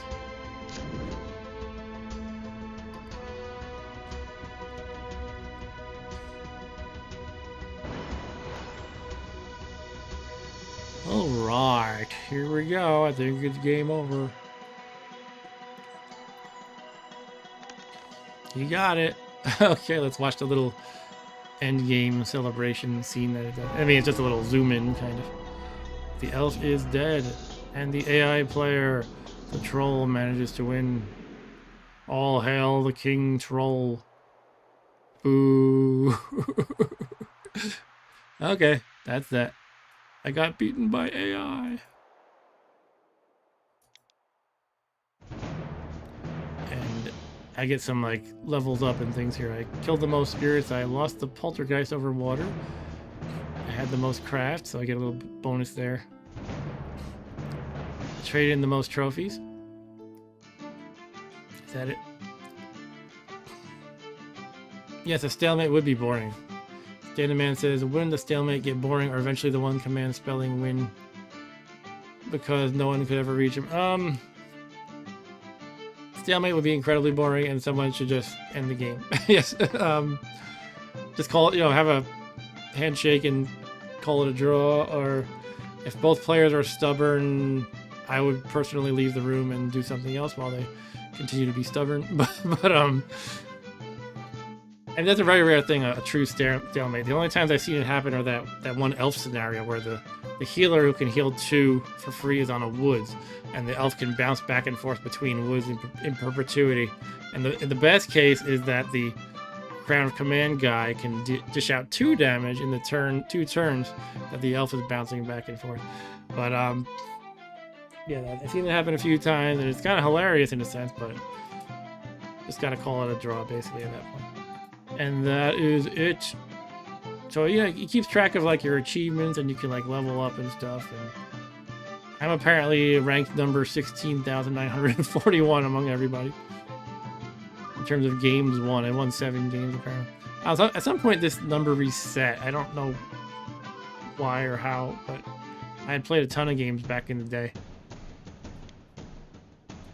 And you have these things, rune stones. You can play with these optional rune stones where you accumulate these as I kind of don't like them because I don't like that I can get special bonuses because I played the game a bunch and that other people can't get. But you can enable these if you want. I guess if everybody has them, in a sense, it's the same. But like, you know, you can start with increased strength or +2 to your starting life, or your trade-in trophies are cheaper or whatever. So you can start with a little boost. Yeah, I guess if everybody plays with that, it's fine. I played with the monk the most times, 3 times, and I've won all 3 times with the monk. You got achievements here. I have 27 out of quite a few achievements earned. It's 255, wow. Earn the trophy master reward 10 times. So I have that, and only 5.2% of players have that achievement. Or some other rare ones. This one. 2.8% of players have this. As a dark cultist, take a life from the character of good alignment. Okay. It's probably because the dark cultist is from an expansion, and that's the only reason why it's rare. I don't know. Stand and deliver. As a swashbuckler, defeat a creature in order to take another turn. PvP master. Earn the PvP master reward 5 times. Powerful as the wizard, raise your total craft to 10. I go wherever I please. Prevent someone from immobilizing you, I guess with a counter spell. Dan the Man asks, is the game free to play or by purchase only? It is a purchase only game normally, but because the 5th edition board game just came out, I don't know all the details, but I heard it's a separate version of this digital edition that's going to be on sale for the 5th edition. And I heard something like this one, which is based on the 4th edition, is going to be free for a week, or I don't know if that meant free to actually buy, like in other words, to make it your game that you own for that little window of time, or is it just that you can play it for free for a week and not own it. I'm not really sure, and I'm not even sure if the time frame was a week or not. It might have been a month or 2 days or something. So you can check into it basically, but generally this is a game that you have to purchase, and you can always wait for it to go on sale in a Steam sale or something like that, and then buy it that way. That's what I do for pretty much everything. But yeah, it's definitely a fun game. And I like pulling it out from time to time. And again, I have this really old version as well that I got for Christmas in the year 1992 when I was a young teenager, or barely a teenager. And I played this a ton in the year 93. It was like my #1 hobby was playing Talisman with my siblings and friends. It was like, yeah, let's play Talisman. It's Saturday, let's play Talisman. It's the summer, let's play Talisman every day practically. I was obsessed with it. And the funny thing is, what knocked this out of place is my obsession is in late 93. Me and my siblings and friends got into a little game you might have heard of called Magic the Gathering. As soon as we picked up Magic, I forgot about Talisman for like the next decade and a half or so until I bought this more recent edition, the 4th edition. This one was published by Fantasy Flight Games. Alright, let me stop babbling. Thanks for watching, people. Yeah, it looks like we had pretty solid viewership for a strange night, Sunday night, and unplanned, unscheduled and everything. So yeah, the Disney Kingdom Hearts edition is the Star Wars edition, Dan. What else? What other weird stuff is there? There's actually a kind of a sci-fi game that's the same core game basically, but it's called Relic, and it's I think it's kind of in the Warhammer 40k universe, maybe, or something very similar to that. There's so many, yeah. They went a little crazy with it. I mean, it's not like Monopoly where there's like, you know, Family Guy Monopoly and anything you can think of Monopoly. It's not quite that level of crazy, but there's quite a few editions. Yeah, and its digital edition is fun to play. You know, it's nice to play physical board games, but this is quite a good edition. I used to play, you know, every once in a while I would come across a digital edition of some kind of board game and it would always suck. But this one's quite good. It has a lot of optional rules too. Obviously you can play it online. This is the kind of thing I was hoping I was wishing I could have back in like the 90s. All that there was some really crappy like homemade game with really poor graphics, and it was barely playable, and I don't know, didn't even have online play, so it was kind of like, what's the point? Anyway, let me call it a stream here. So thank you, Mr. Dan Demand, and anyone else who might be watching. Stu already left, and Eric already left, so I don't know who else is watching, but thank you to you guys as well. And yeah, I'll probably stream on Wednesday night. I gotta get back into Ultima 4, so I think I'm gonna try to do that this Wednesday. And that's all I got, so thanks again for watching, guys. So see you next time. Take care.